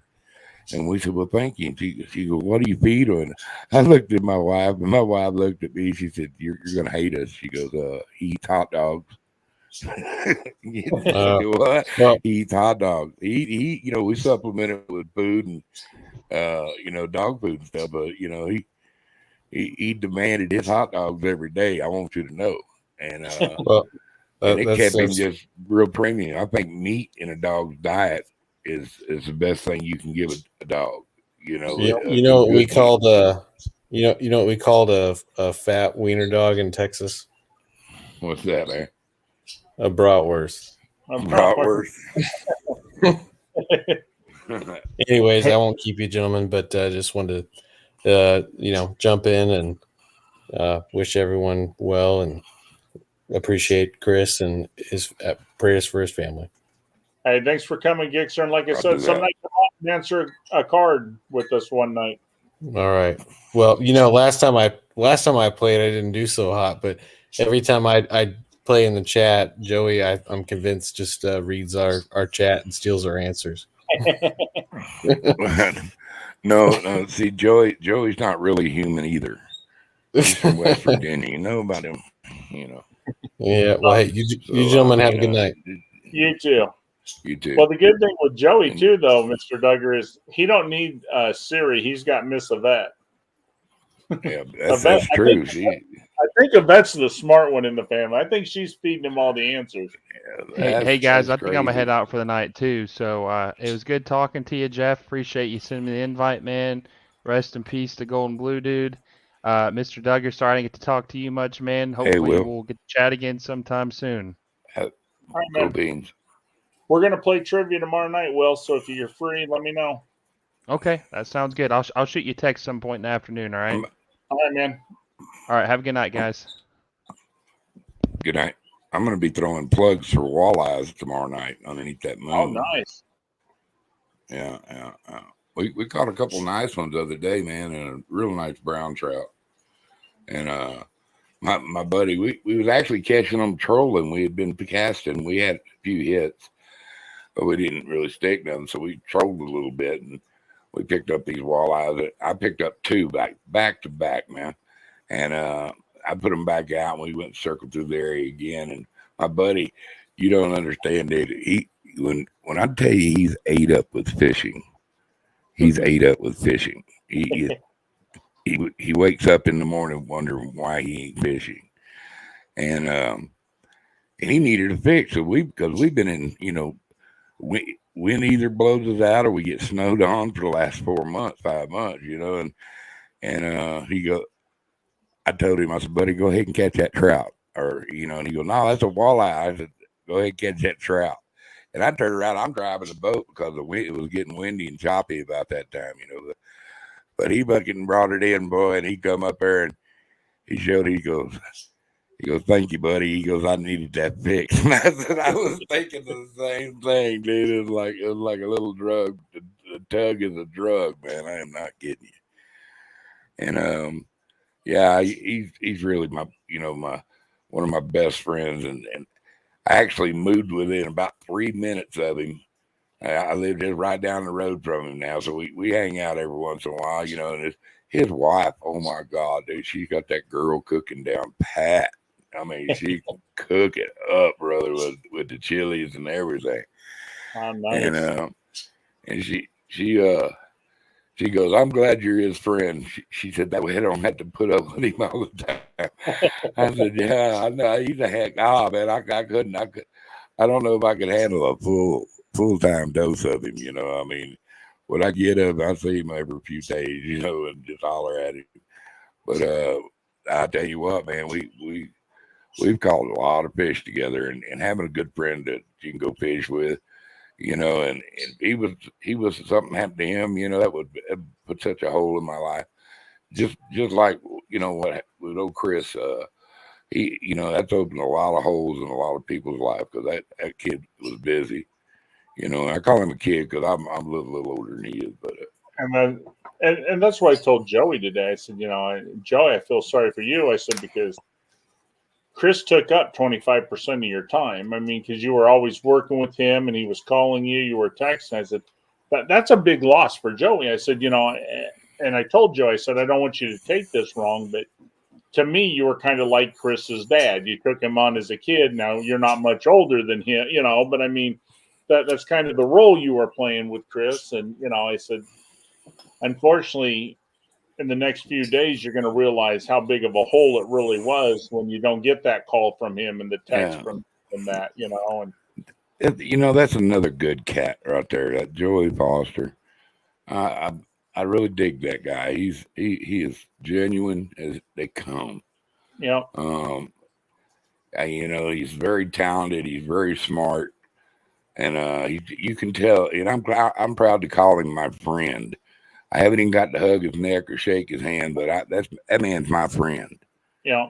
And I'm proud to add him to the fold of people that I call friends because he's good people. Well, I kind of felt bad tonight, Mr. Duggar, because Traveling Fools come on and he asked me, did I offend you? And I'm like, no, why? He goes, well, you haven't been on my show on Saturday. I said, dude, I'm in Iowa. I'm in the States now. I said, I'm back with my friends and, my high school buddies. And I said, they play poker on Thursdays and Saturdays. So I'm over playing poker and I don't get home in time to catch your show. We played late, I said, no, man. I said, I always listen to your show afterwards. I said, but since I'm in Iowa, my schedule has changed, and Are you are you staying in Iowa or what? My wife is going for citizenship. All right on. So we're here until she gets her citizen. She's a permanent resident right now. We're just waiting. She's going to have to take a test. Unfortunately, we came here and we were told it would take about 90 days. And now that we're here, we're told it could take up to 8 months. Well, I wish you all the luck in the world. I wish you all the luck in the world with that, I'm not happy here right now, though, because it's colder than hell here. Oh, I bet. A little bit different than Mexico. I come up here and got to see a little snow and a little below freezing weather, and just not what I'm. Yeah, I don't think I would miss that. I really don't. No. That's a part of New Mexico that I don't like. Yeah. I don't miss snow. I do not. I repeat, do not remove. I mean, the only time snow was fun was but when it's necessary. We got to have our snow. We got to have that snow for our rivers and lakes. So right. thing we got to put up to catch a fish. Yeah, exactly. But like I always said, snow is only good for kids, man. Kids like to play in it, and that's fun. But adults, man, it's not fun to be in. It's not fun to drive in. It just sucks. Shit. Do you see how many adults up there skiing? You change your mind. They up there, but it's the young adults, most of them. But there's still a bunch of old people still like. My old lady was a champion skier in her day, and I'd slid down a mountain a couple times on the sled, about killed myself both times, so I was done. I went skiing twice in my life, snow skiing twice in my life, and I got falling down pretty good. I was a pretty good faller. I could fall with the best of them, but I could not ski worth a damn. Yeah, me either. Well, shit, I just wanted to come in and let my comments be known about GBD, man. For Chris and his family, my condolences from Mr. Themis. That's my last name, and I totally God's blessings on the family, and I'm sad for them. The whole family of football people are sad, and I don't know the man's religious beliefs, but I kind of bet he had a belief. No, he actually was religious. He went to church, and I've never made it. I mean, I've said many times, I'm not a believer in God, but I'll tell you, I'm glad that God is in people's lives. I'm one of these that I don't believe in God, but I think God does a lot of good. A lot of people believe, and it does. God is a wonderful thing. Yeah. I tell everybody, believe what you believe, and stand by what you believe. Find God. If you find God and you love God, that's great.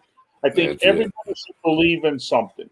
And my wife, my wife's family is mostly Catholic. She's a Buddhist in that, she has her beliefs. And, if she wanted to go to church tomorrow, I would support her. I support everybody for what they believe. I think everybody has the right, and I think God is a good thing. It gives people hope. It gives people, belief in that. And that's wonderful. And I don't believe anybody should tell somebody their beliefs are wrong, no matter what it is. I don't care if you're, a Buddhist, Judaism, or whatever. Just believe what you believe. Yeah.